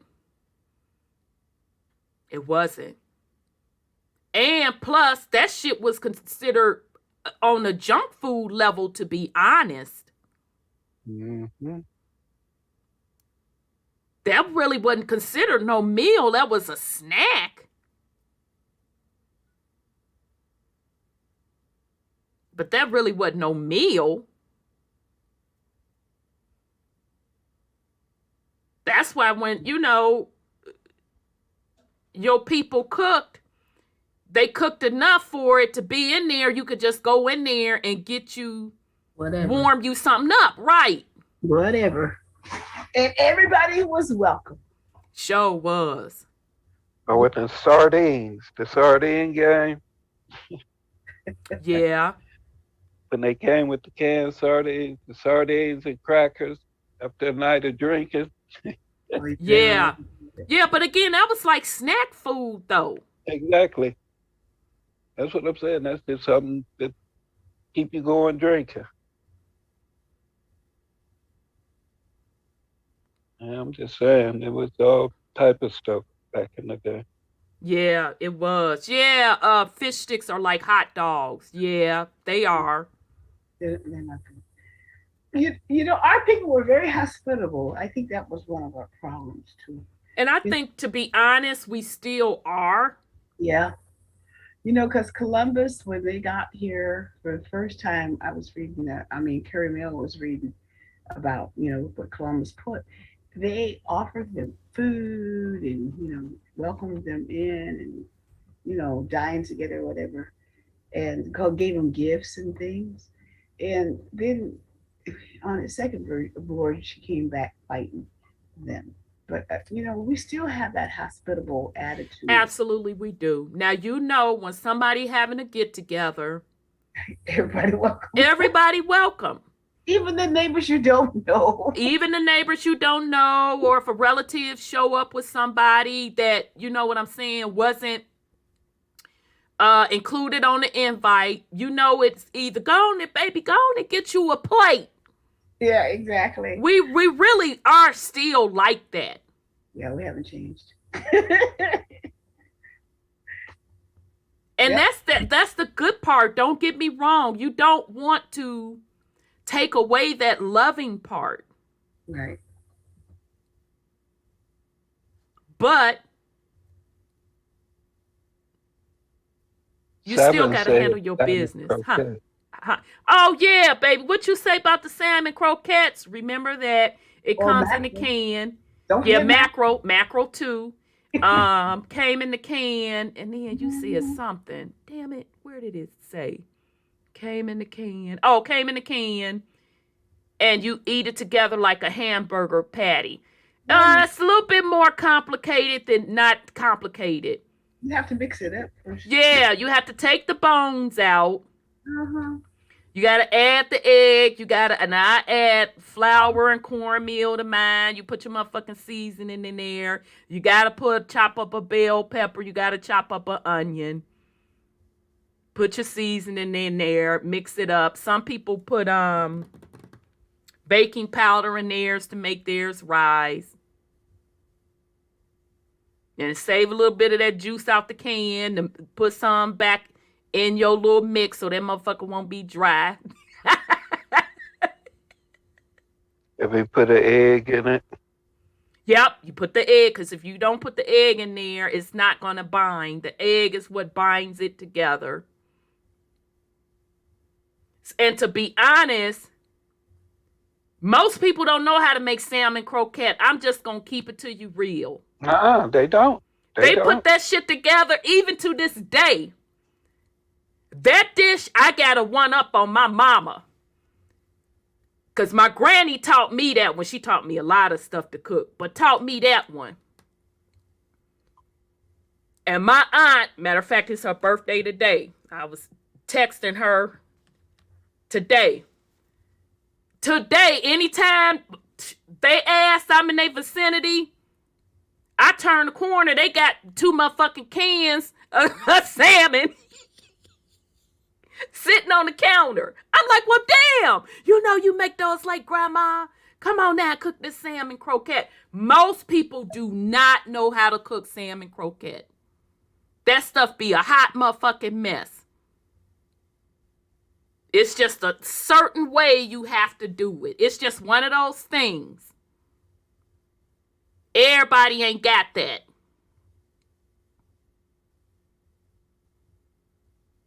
So, yeah. Spam. That was our first mystery meat. Spam. Oh, I remember that shit. But wait a minute. Why somebody... I know we off topic again, y'all. We apologize. Somebody in here said, now, Sis Sandra and Brother Sean, I know y'all already gonna know what this means. I saw somebody say about the stuff coming in the black and white cans. Oh, yeah. What that meant, y'all? What that meant? Government. That was government, goddammit. That meat with them black and white labels. Mm-hmm. But you forgot the powdered milk. Yep. Okay, you forgot the peanut butter. Mm-hmm. That block of cheese. That block of cheese. Let me tell you something. I want some of that motherfucking block of cheese today. That block of cheese was everything. Cheese. Just melted like nobody. Exactly. Made the best grilled cheese. Oh my God. Those slices be so thick on that grilled cheese. Cheese be spilling out the side. And exactly. All over your fingers and hand dripping you on the come plate home. And your shirt. That was your snack after school. Now notice I said snack. That was not a meal. Mm-hmm. That was a snack. Mm-hmm. So yeah, baby, them black and white labels. That was from the government food program. Now, my family, we didn't fuck with that mystery meat. And we really didn't like that milk either. My mom thought she was slick, trying to be cheap, and mixed up that powdered ass milk and thought we didn't know the difference. Oh, yeah, we do, lady. We know the difference. You can say the little milk jug all you want to mix that shit up. We know the difference, lady. So she started using it in her bath water.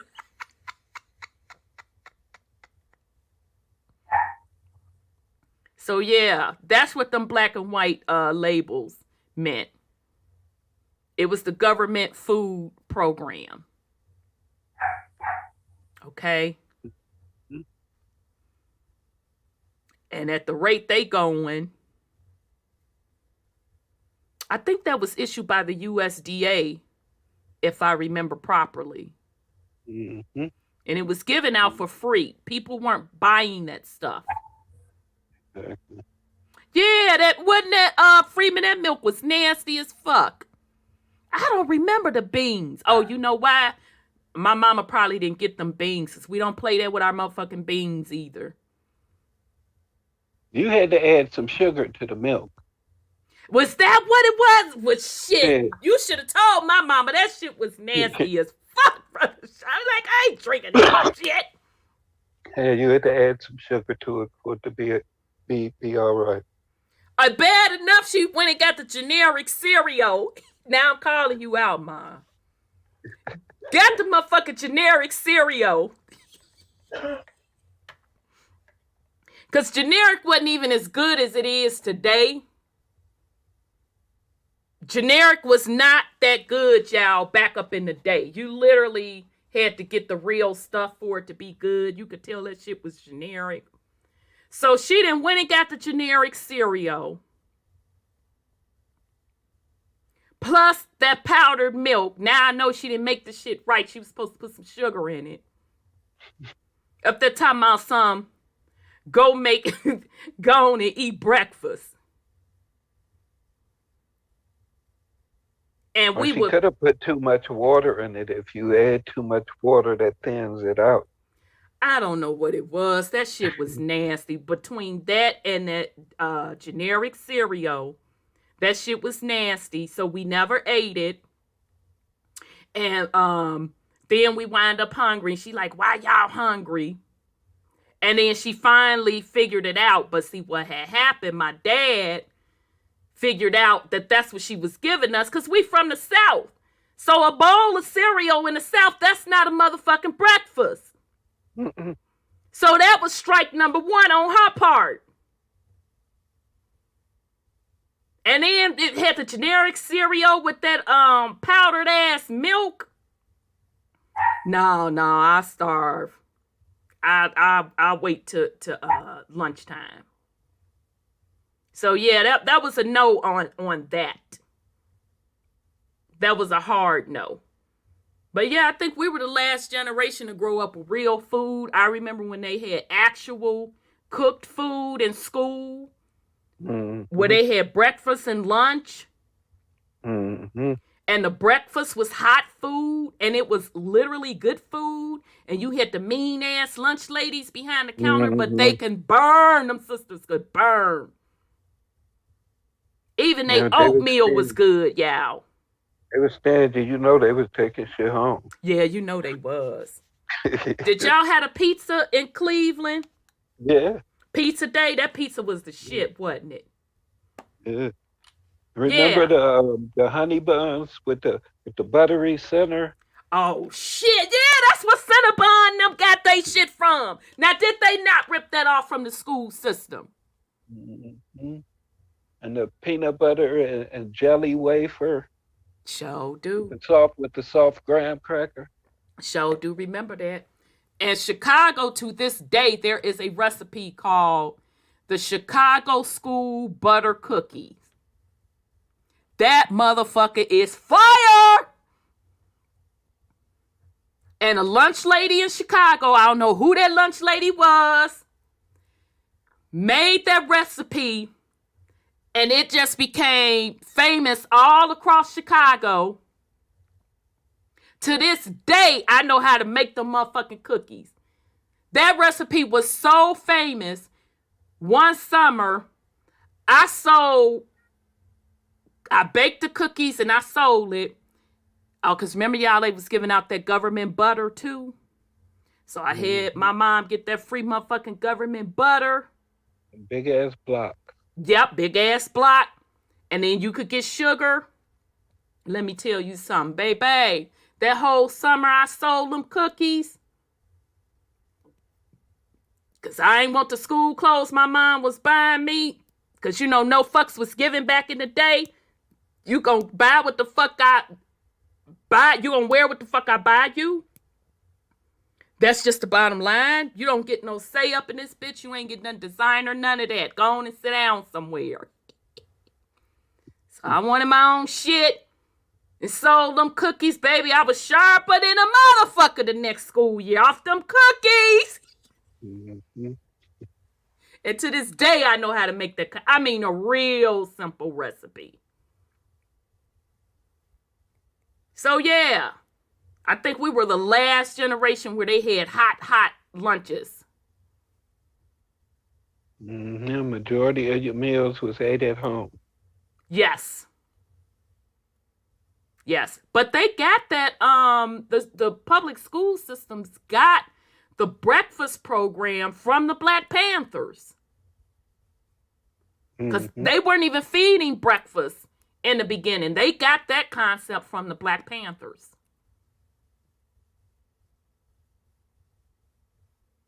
So, all right, y'all. We done went down. Memory lane. Yeah, I know. How you gonna eat Captain Crunch and banana? Princess High? Ooh, baby. That would have been... did it before. Really? My mama wouldn't have let us eat both of that. That's too much sugar. That's why I ain't like that cereal, because it wasn't like she was getting us Captain Crunch. Even a generic Captain Crunch, I would have took that. Because the peanut butter Captain Crunch is my favorite. Mm-hmm. But it ain't nothing but sugar, huh? I've done that with the banana too. That's too much sugar. Those was high moments. I didn't mix different cereals together to come up with my own variation. Oh yeah, you was high for sure. Oh yeah. Yeah. It'd be good though when you high. Yeah, you eat up the whole box. And then that's what's the fucked up part about it. When you finally get grown and get your own shit, you really done made it, baby. I knew I had made it, baby. When I was able to go in that store and buy all the name brand motherfucking cereal I wanted. Right. Mm-hmm. Even to this day, I got all them name brand cereals lined up. I got the peanut butter Captain Crunch, the Life, the cinnamon one, Toast Crunch, Honey Nut Cheerios. As a matter of fact, I need to throw that shit away. I ain't touched that shit in over a year. But it was just the principle of the fact you have arrived when you could buy whatever name brand cereal you want and eat it when you want to eat it. But that's funny. But no, I never mixed. Only time I'm going to eat banana in a cereal is if I have Raisin Bran. I've done that too. That's the only time I'm going to eat a banana. But to eat it with Captain Crunch now, that's just too sweet. That's just too sweet. And I don't know what they putting in this cereal today, which is one of the reasons I stopped eating it. Because it seemed like you got to eat a whole box of that motherfucker to get full. Man, it's all air now. Yeah, I'm like, you know what? This too much sugar and I ain't getting full. I need to put this shit down. And it wasn't like that back in the day. You could go on and eat your little bowl, drink your little milk, and go on and sit down somewhere, and that would sustain you. Yeah. But now, shit, you fuck around, you didn't ate the whole box. How about cornflakes? You guys used to eat those? Yeah, I never really cared for them. But, you know, we used to put sugar on our cornflakes. Yeah, you had to. Yeah, that shit was nasty. Unless you had Frosted Flakes. Nah, no frosted cornflakes. They put sugar or honey on them. Yeah, sugar. Oh, we never put honey on ours. Mm-hmm. Yeah. Bananas and cornflakes, yeah. Mm-hmm. Yeah, but you had to eat that shit quick because soggy cornflakes. Soggy is no good. No. And you know that my dad, child, and I guess his teethuses, he had a toothache, and my brothers, they gonna crack up because I had to come back and tell them. Why I saw him, he was eating a bowl of cereal one day. He was about to eat it. And he went and put that motherfucker in the microwave. It was some cornflakes. Ooh, to soften them? Yeah. And I looked at him. I'm like, why you doing that? He like, I need them warmed up. Yeah, I went in the bathroom. I almost threw the fuck up. Because gonna be soggy. I was like, I had my brothers rolling. They like, what? I'm like, yeah, yeah, I can't fuck with no cornflakes getting soggy. And I didn't like those puff of wheats. Oh, no. Because they look like roaches to me. Sugar Crisp look like roaches. Yeah, that's what I meant. Sugar Crisp. That shit look like roaches. And I just don't play that. We didn't have roaches. Thank God. Because my mom didn't play that. But you know, when you go over family member's house or whatever, they got them. I just didn't fuck around with that. That shit look like roaches. That's one cereal to this day. Sandra laughing. I don't fuck with that cereal. It looks like roaches to me. That's funny. I can't even do it. Cornflakes get too soggy too quick, and I don't like to eat fast. Oh my God! Somebody else up in the chat talking about something they love their cornflakes warm. Ooh. What? What the fuck? What planet are you from? Why? That's funny. Well, yeah, y'all know how I feel about that cream of wheat shit. no, I like that. But you know, we really can tell what part of the country we're coming from. If you can't tell what country you came from, you can really tell what part you came from. Absolutely. You know, all of that stuff is indicative. And when these people tell you you come from these countries, and you go over there and eat some of their food and see if you like it. Child, I'm telling you, your stomach gonna be tore up, and you gonna be shitting. Yeah, because you won't understand what it is. Your body is like, what the fuck? I've been to Africa. You be going like, what is this? And I call myself eating around and being careful, fucked around and had a salad. And thank God it was on the last day before we left. And I missed the last night activity. I had to sit in the room on the toilet with the basket coming out of both ends. I was sick as a motherfucking dog. And I had just ate the salad. I'm like, damn, you know what? That salad is full of water and it wasn't cooked. So it got me. And what was in? It was just the lettuce, because you're not supposed to be drinking them foreign waters. That water, you'll get sick. So the whole trip, you have bottled water. So I was, real careful about all the other food. I didn't eat off the streets because, people be selling shit on the street. I'm like, I ain't eating all that. I'm not finna do that. And like I said, fucked around and had a fresh salad. That was a wrap. Because everything else, when I was eating vegetables, they were cooked. So whatever was in there apparently got cooked out. But when I had that motherfucking fresh salad, that was a wrap. It got me.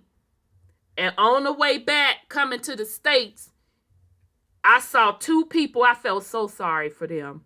They were literally sitting by the bathroom door on the plane. That was a long-ass flight going in and out of there. They were sick as a dog. They couldn't even sit in their seat. Oh, wow. Yeah, so, your body is acclimated to your region. Literally. Yeah, it is. It is. That's why people be sitting up there talking that bullshit about going back to Africa. They ain't finna do a goddamn thing but run they gums.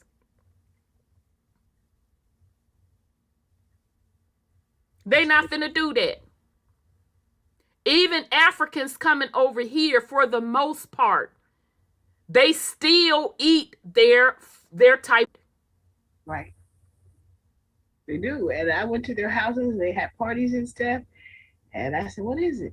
I'm all I could do was say, "What is that?" May be rude, but I wouldn't eat it until No, because literally, I'm telling you, I have African friends from Cameroon. And they were like, I'm like, and they had some child they called, shit, I don't even know what the name of it was, honey. But it was green, and it looked like mush to me. And I was like, what's this? And she said, oh, this is like, she said, these are the greens' cousin. Ooh. She said, it's what you call greens, they're cousins. Now, we in the South, we in Atlanta, but her sister actually lived in Charlotte. So they know the Southern cuisine because they both of them went to school out of Charlotte. So they know the Southern food culture. So I said, okay, let me taste a little bit of that. So they fell out laughing. You don't like? I said, no. This ain't in the green. This ain't the greens' cousins. None of that. He said, Rhonda, you say it's not? I said, no, this ain't the greens' cousin. And that foo-foo stuff, I said, I can't do this foo-foo. Oh, you don't have to eat it, honey. You don't have to eat it. I didn't like none of that food, child. None of it. But they still ate their cultural food. But they still tore up our Southern stuff, too. To be honest. But, no, I ain't gonna make it. I'm gonna tell you right now, I ain't gonna make it. Because if I can't drink your water, that means I can't eat your vegetables. How the fuck I'm supposed to make it? Nah, I ain't finna make it. That's the bottom line. Yeah, that's true. All right, fam. I'm sorry. We done ran our motherfucking mouth. Let me get this last little paragraph. All right, so in May of 1756, following the French capture of the British held island of Majorca in the Mediterranean Sea, Great Britain and France each issued declarations of war against the other. Before the war's end, its battles would be fought over the entire globe, known in Europe as the 7-Year War. So, my dude, Sweet Pea, that asked earlier tonight, I knew it was in here. This conflict became what Winston Churchill would later call the First World War. Okay, so Winston Churchill had it right. Okay, so we'll get into the 7-Year War next week. Okay. What's next week gonna be? Yeah, I gotta put this in here because I forget. We'll be on the 17th. Okay, so we'll pick up here because I actually have some information on the 7-Year War. But I was thinking to do a separate podcast, but I take it back. We're going to pick up next week on the 7-Year War. Yes, we did hot water cornbread. Yeah, the actual cornbread with actual corn in it. Yes, we did both. Mm-hmm. Yep, we did both. Absolutely. Remember sauce meat? What is that? They used to have it in the delis in the stores. Salt, Sauce. Sauce. No, I don't know that one. SOUSE, I believe, sauce meat.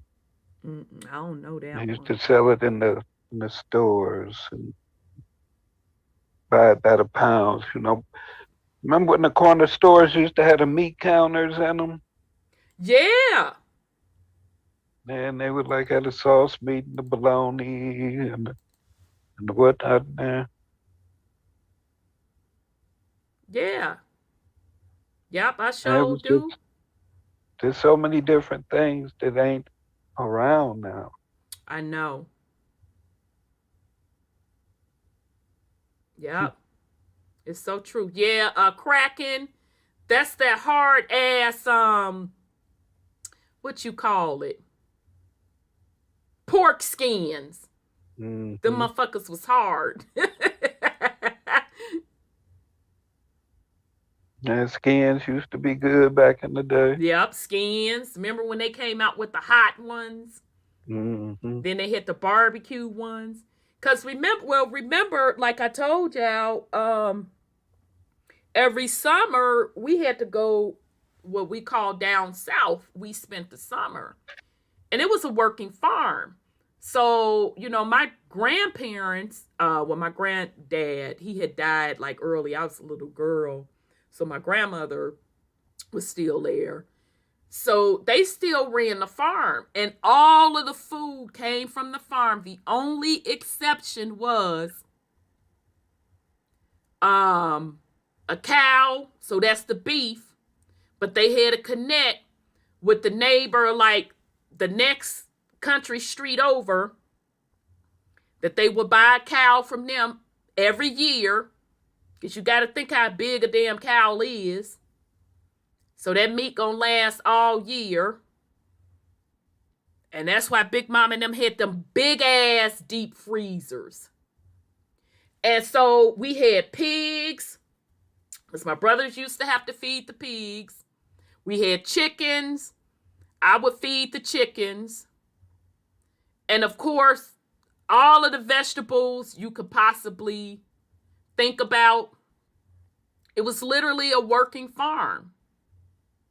So the meat tastes different. So if you're eating a pig and you're raising said pig, and how you fed the pigs ate the scraps from what you was cooking.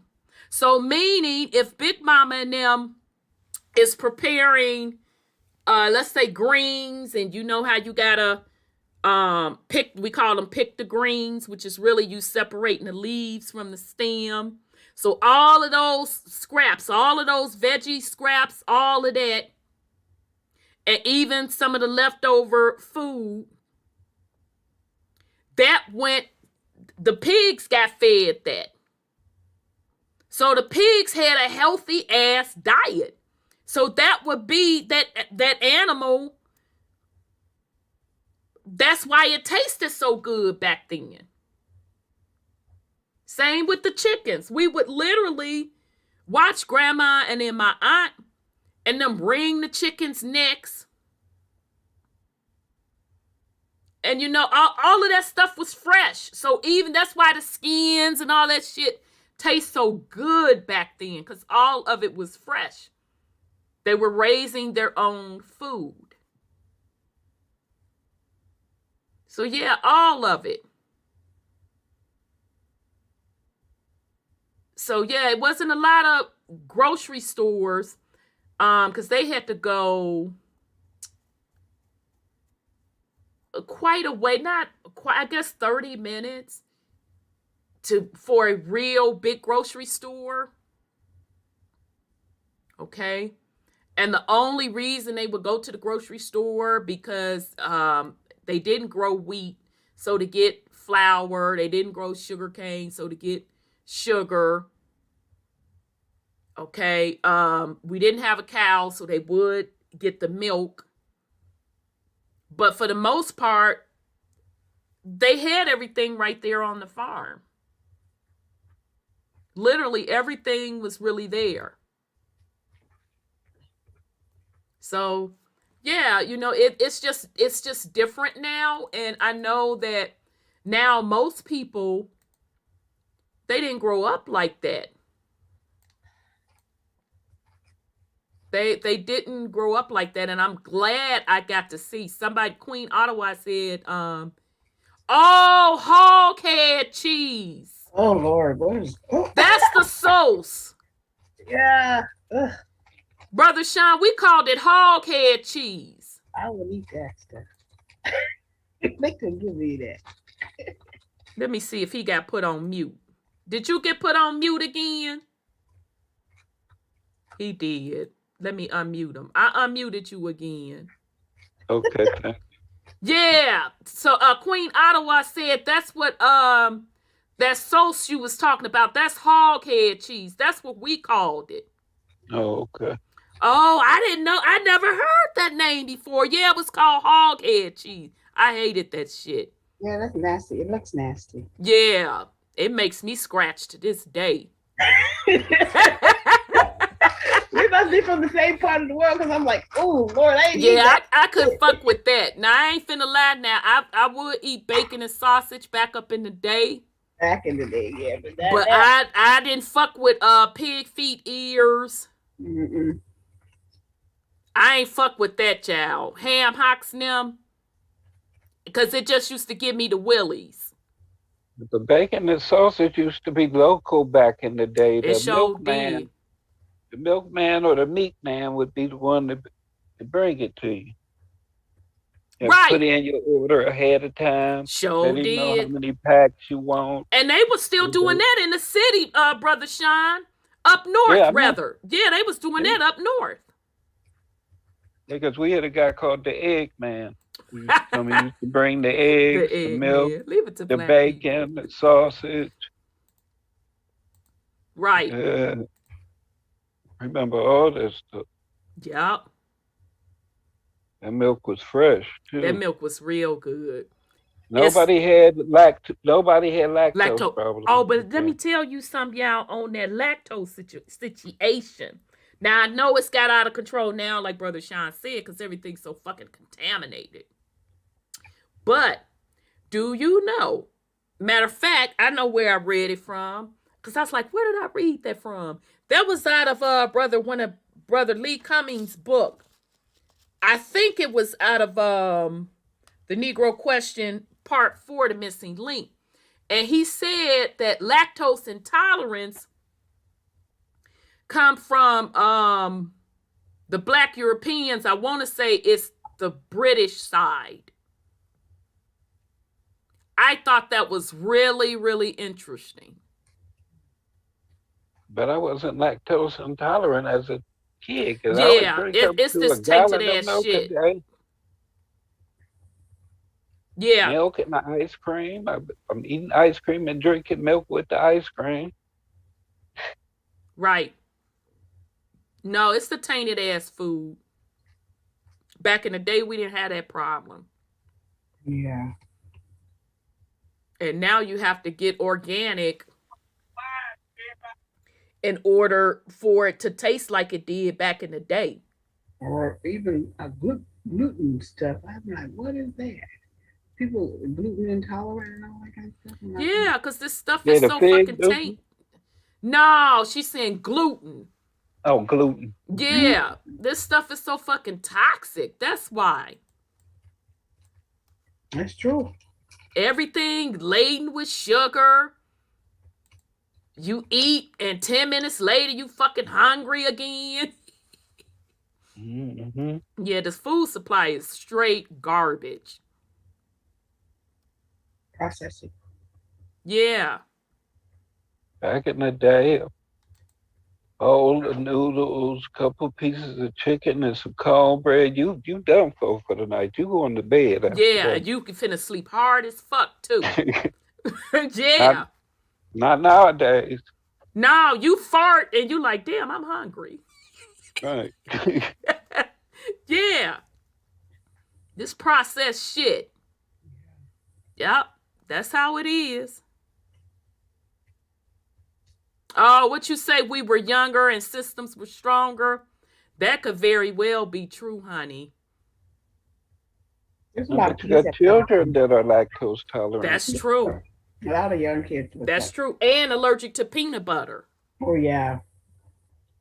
I don't know what I would have done without a peanut. I like peanut. I don't know, but I know my niece, she's allergic to peanut butter.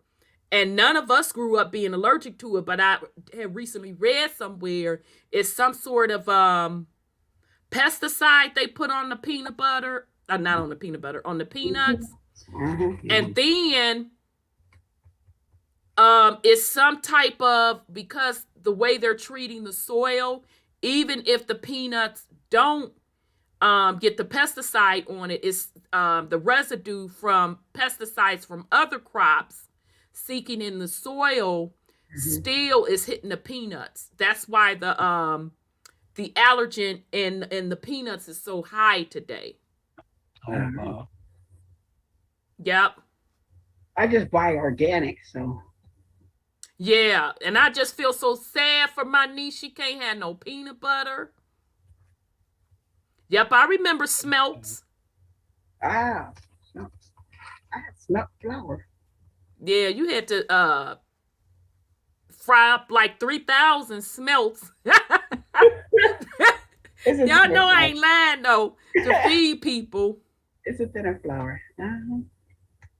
Although that's a shame back in the day when parts of the Chicago River, because I remember my dad and them used to go fishing for smelts. And they used to bring a lot back. And if I remember correctly, they went downtown or somewhere up north. So, child, that's up in the Lake Michigan. Oh, yeah. Back up in the 70s. And they used to bring back a lot of smelts. Back then, Chicago was known for smelts. But I do know you had to fry up 1 billion of them bitches to feed people. But yep, I remember smelts.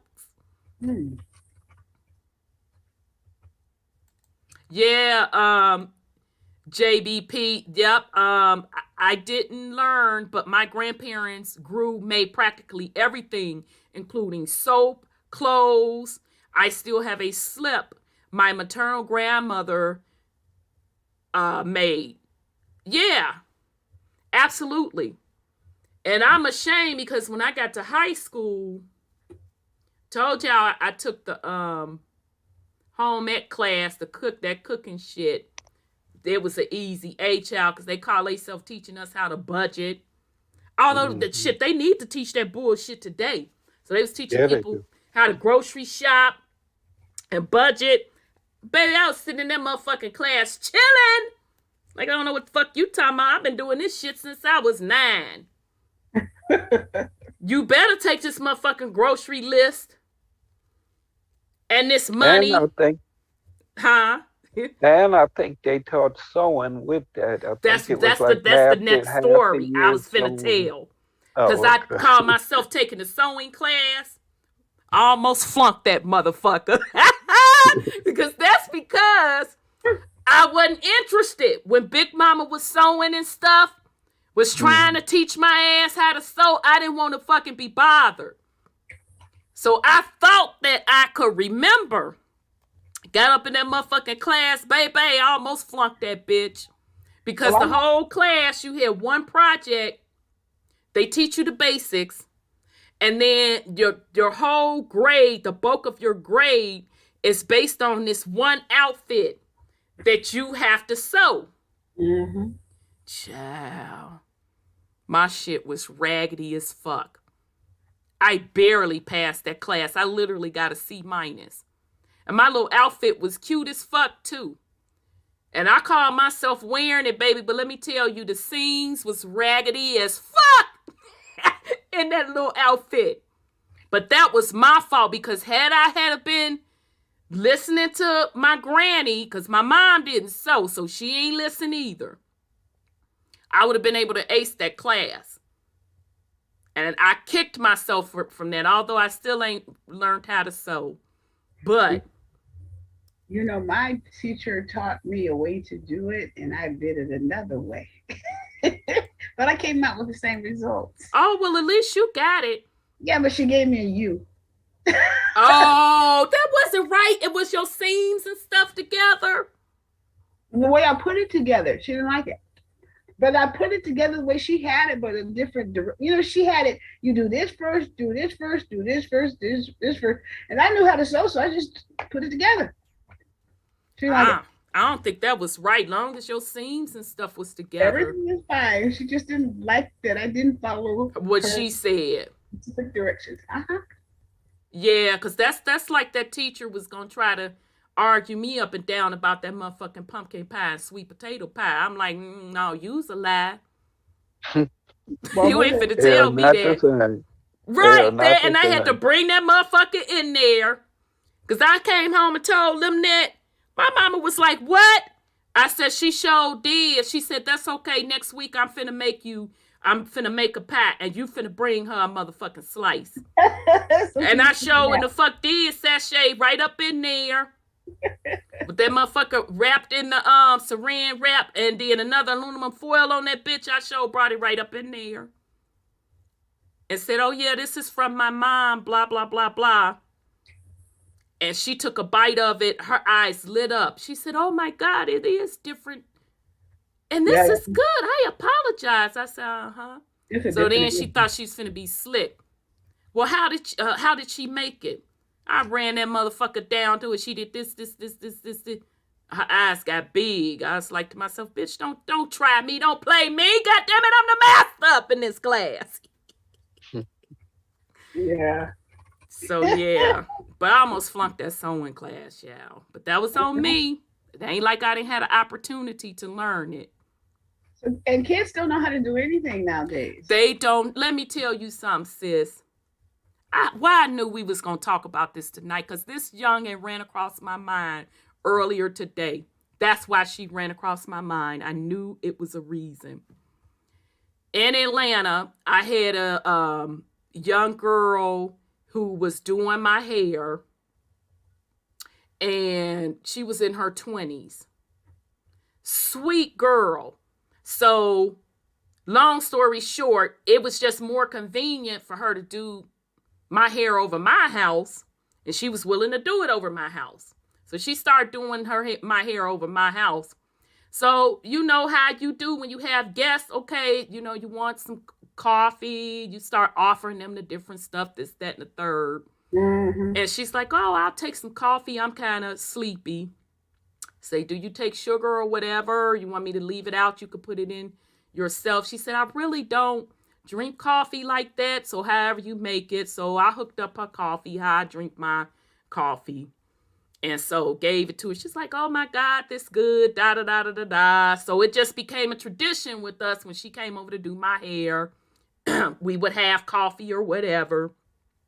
So this one particular time, I goes in the cabinet to get something, and I'm looking at all of my, I call them staples. And that's exactly what I said. I'm looking at my cabinet. I'm looking at all my staples. I'm like, I'm getting low on my staples. I got to get my ass to this store. And she was like, what staples? I turned around. I said, what you mean, what staples? Stuff you gotta have. I said, you never heard that? She said, no. I said, okay, come on in this kitchen. Opened up the pantry. This is your staples. Your flour, your sugar, your cornmeal. Now, I include in my staples your rice, your beans. I always have backup canned goods in my shit. Okay? So I got to include my motherfucking canned salmon in there. I got to include my motherfucking sardines in there. I got to include my motherfucking tuna in there. Okay?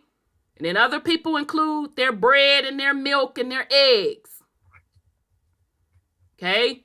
I don't know if I put beans in there. Said, these are your staples that your cabinet, you're never supposed to run out of these things.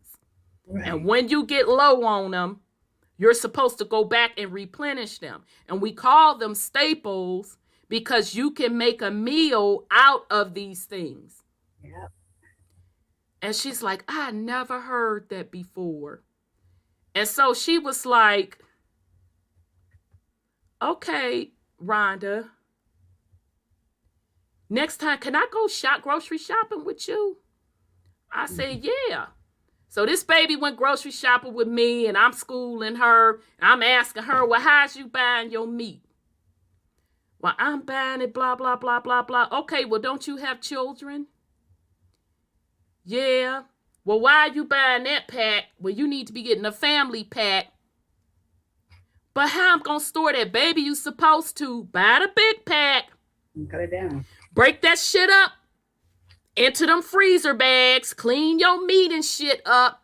Put them in them freezer bags. Put it in the freezer. You get more for your money when you buy it that way versus buying it that way.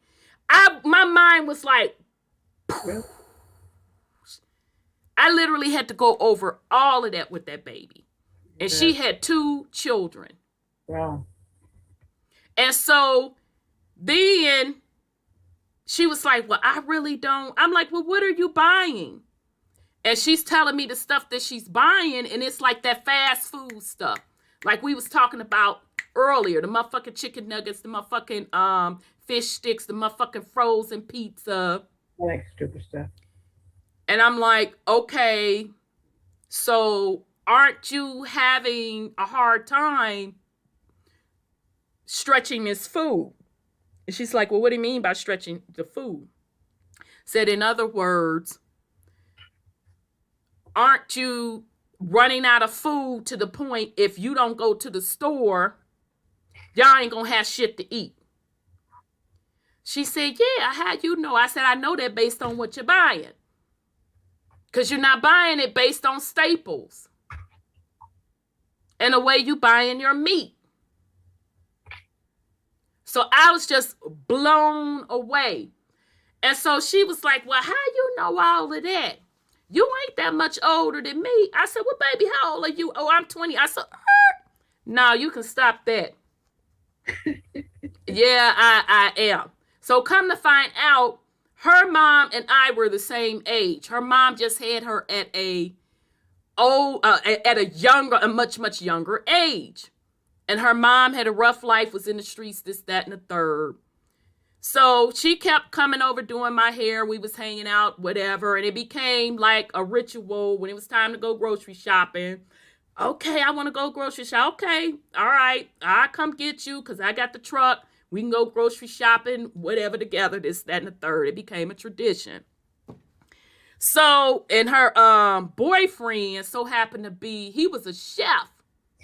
And matter of fact, he was a chef at, matter of fact, it's not there. The stadium is still there, but they moved it to Cobb County. But at the Atlanta Braves station, he was a chef. So he knew how to cook, but, you know, he didn't know how to cook, if that makes sense. So she was telling him what I was telling her. So when I finally met him, he was like, oh, you the one been schooling her on these different things. I'm like, yeah. So long story short, one day we had went grocery shopping and she had left one of her bags in the truck. So I'm like, oh, damn, let me go back over her house and drop this bag off. So I had, took the bag and went and rang the doorbell or whatever. And her mom so happened to be over there that day because she was doing her mom's hair. And so she said, oh, thank you. And she was like, oh, Mom, this is the lady I was telling you about, this, that, and the third. And so her mom got up. She came to me and she said, thank you for showing my daughter all of this. She said, because I didn't grow up like that. I didn't know those things. And this lady started breaking down crying. So I fucking started breaking down crying. The daughter started crying. We're all just standing there crying. So I went on about my way and was driving home. And I'm like, damn it, I'm going to have to call my mama and thank her ass. Like, shit, let me go on and get this lady her credit. She do deserve this little credit. No, don't take it for granted. Exactly, because I did take it for granted. So I calls her ass, and I was running it down to her, and I was thanking her. I'm like, wow, Mom, I didn't even realize that the upbringing that you all were, that particular thing, you were giving me a foundation. I didn't understand that. I assumed that everybody else got that foundation. So I started crying, and then she started crying with her hard ass, started crying. She was like, oh, I'm just so proud of you, and you passing it on to other people, and blah, blah, blah, etc. Skippy woo. So the point being, you just don't take things for granted. No. And having a foundation for your family, for your babies, is fucking important. It's extremely important. I never would have thought something as basic like that, how to motherfucking grocery shop.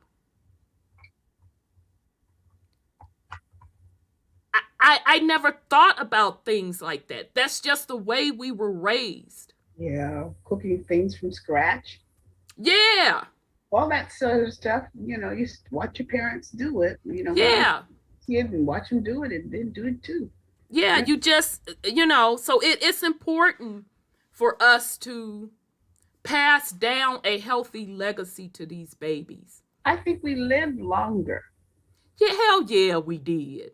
because these kids are dying at 20, 39. I'm like, oh, excuse me. If you grew up on processed food, chicken nuggets, and bullshit, Yeah, that food doesn't hold any nutrition.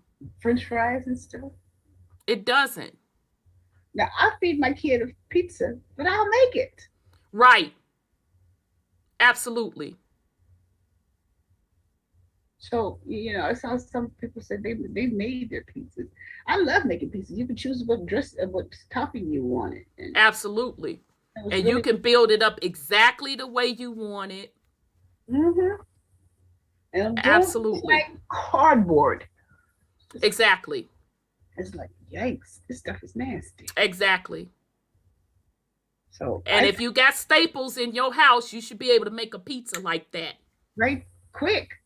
Mm-hmm. Matter of fact, I didn't got sophisticated. You can either take like the tortilla Oh yeah, I knew it chips. that way. Yeah, but I That's like a got quick the cauliflower Uh-huh. flats. Matter of fact, that's what I fucking had for lunch. I do it with hummus. I didn't have to go buy it. I had it my staples. Just went in there. Okay, bloop, bloop, bloop, bloop, bloop. Put it in Yeah. the oven. Yeah, So that's- yeah, absolutely that part. So family, let's pass a healthy legacy on to our babies Yeah. And to ourselves, because and to ourselves. you have Absolutely. you have to remineralize yourself. There's no minerals in the soil unless you add them. And I say it's 30 years old that we lose all our minerals. And I would agree. but they're saying it's 20 years old. Oh, really? Really? Whoa. So, I mean, with this situation we got going now, the only way to overcome this stuff they got out here and the rest of the poisons they're going to put out in the atmosphere is to remineralize yourself and build up your immune system. I agree. And I'm going to tell you, just being a gardener myself, even with me, like in the wintertime, because I can what I can, so meaning preserved, it's preserved or canning And it.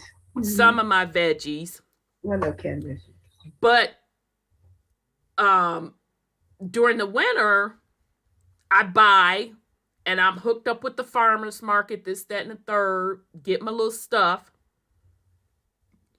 Even with that,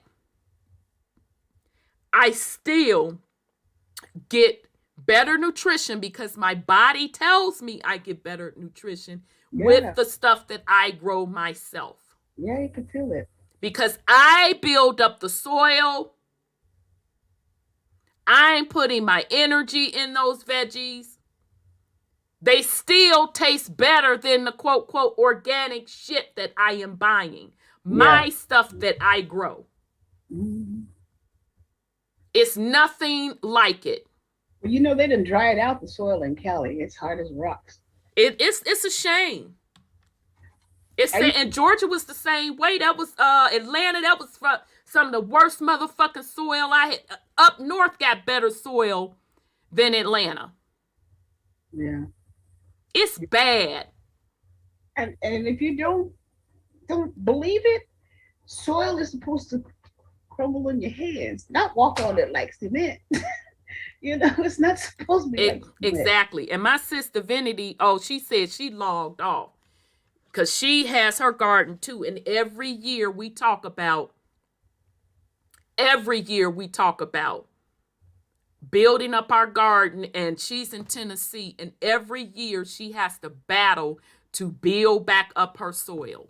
Well, I'm too old for the battle right now, so I don't do it anymore. I said, oh my God, the soil is hard. Yeah, it's crazy. And it takes more water, way more water to keep your stuff Yeah, going. but if you get your soil right, it won't take as much water. Yeah. And yes, Paul, healthy eating and exercise is very important for longevity. I absolutely Exactly. 1000% agree with you. I agree. And And so I'm sorry, go ahead, sis. life starts with the food. And from there, we build up our culture and our children so they can live longer and healthier. Yes, agreed. And Queen Ottawa, I don't know why I can't get to your comment to put it up here. I put my ashes from my fireplace. I Joe do. Oh, yeah, that works too. Joe do. That works as well. Your motherfucking eggshells. I think banana rhymes too. I Yeah. do. Let me tell y'all something. Damn, y'all, we supposed to be done. Well, we can call it one. I use banana peels. You put them in the water and you just let that shit sit. So get you a picture and just fill it up with your banana peels. Put your water in there and make sure it's sealed because it's gonna stink. But when I tell you, your shit gonna take off like that, That's baby. potassium. Yeah, that potassium. So yes, the banana peels, banana peel water, the ashes, and you can even use the charcoal ashes out of your grill, the eggshells, and even your used coffee grinds. Yeah. Absolutely. Yep. Let's stay out of these bad All foods. right then. So Yeah. sis, you have any last words for the family? Well, you made me so hungry I had to go cook. Child, I did do good tonight. I ate before I got on because I threw down. I made me some jerk salmon and I had like this pasta, but it's not really pasta, it's really artichoke because I've cut down a lot on all that pasta. But it's made into like the pasta strings. So pasta with what do you call it? Spinach and broccoli with some cream sauce. So I threw down before I fucking came on the air. So I'm still full. Well, I had cereal for breakfast. I mean, oat milk. Oh yeah, so you good and start. Plus you a few hours ahead of us. Well, yeah, I was late because I didn't have breakfast. I mean, we're a few hours ahead of you. Yeah. Yeah, so you starving. Yeah, it was time to eat. Yeah. But anyway, it was a great informative show about, things that make us different. And we should, when people start telling you who they are and you know that's not true, you say, well, you have to point out the differences because people don't even think about it. So my daughter said to me, she said about religion, our people go Christian crazy. But then again, Jesus was a Jew, they say. So why are you dealing with Christianity? It's two different things, but it's still run by the same people. Right. So you gotta reason. You have to start reasoning what's going on and what they're trying to do to us on this planet. Indeed. And then that's the only way you're going to get out of the matrix. So I enjoy the show as usual. I see the comments. I'll be sitting up here reading them. Yeah. And finally, I was able to find some software to jive with the existing software to start putting y'all little comments up here. So I'm happy about that. Well, you guys have a good night to all and to the family. Peace and love. You too, sis, and enjoy your meal. Yeah, my timer on the oven is going off right now. Oh, good. So shit, you finna slam. Good for you. Maybe not on a snack too much.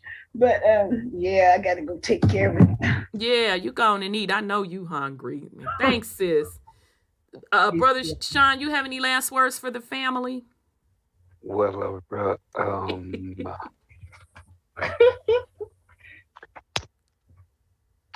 being who and what you are without definition. We just clearly demonstrated and you participated in a part of your culture Right. that's been overlooked. Your very diet that wasn't influenced by anyone else if you are of a certain age. Like Sis kept saying, we're the last generation to have real food. Yeah. Food that was actually prepared with love. Not somebody sweating over your food, mad because they making it, Right. putting all that type of negative energy into your food. Love was the intention. Like it or not, love is a part of who we are. That's our greatest strength, and at times our greatest weakness. Especially when we don't know the true purpose of love. Right. And we begin to love in and of ignorance. But concentrate on being who you are. Don't worry about labels. You can call yourself whatever you want to. Just be what you're supposed to be. Indeed. Love y'all. Wholeness and power. Indeed. Indeed. Okay, family. So we want to thank you all so much. Sorry we went back down memory lane. I should have known that shit was going to happen. Because I'm telling you, I thought about that young lady earlier today. I should have known that shit was going to happen. So shout out to son Scotty. I saw him in and out in the chat. So love you, son. You doing your thing. Thank you to brother 832. Thank you to Nisi Poo. We'll get to the land report next week. Yeah, you make sure that you cook nephew's food, see, because you know I'm not going to participate in the fuckery now. So yeah, we'll catch up with you next week. So thank you to the family chat. You all were throwing it down as usual, throwing out great gems. And so thank you to the YouTube family that was listening as well tonight. So we'll be back next week and we're going to pick up with the 7-Year War. We're going to pick back up with that and then get back into the Indian Wars. So thank you all very much, family, for your support. We appreciate you all very much. And we love you all, family. So peace and love, fam.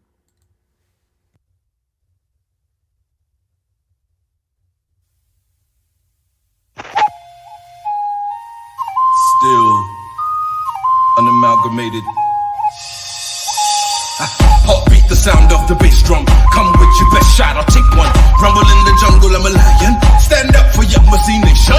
Hey, for these generations, we the people lost but not forgotten. Tribal rivalry is the problem. One love, the key for what we locked in. Don't call me a doctor, but I will be your medicine man. We're all from the melting pot, so everybody in the crowd is a Native American. Like me, what can't you see? The enemy is a LIE. One family tree, we all. The truth is like smoking Joe and so far. The bigger they come, the harder they fall. Bring on the giant, I'm ready to brawl. No giving up, flowing in my veins. Like a champion, I feel that I will never surrender. Born with the soul of a warrior, I will remain a contender. Born with the soul of a warrior, I will.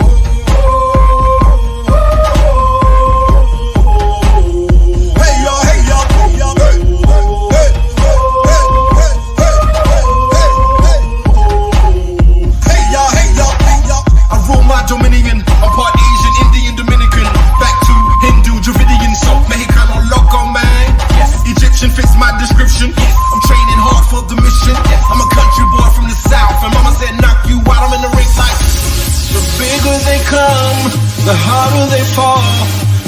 on the giant, I'm ready to brawl.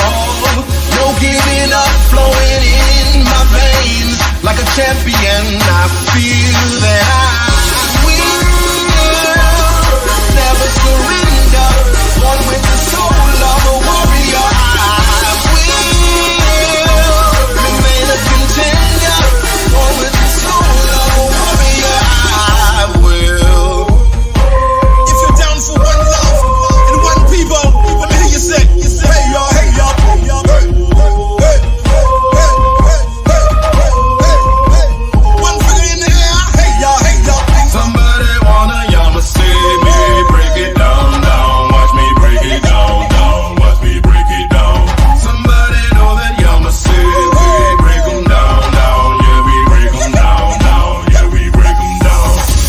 The bigger they come, the harder they fall. Bring on the giant, I'm ready to brawl.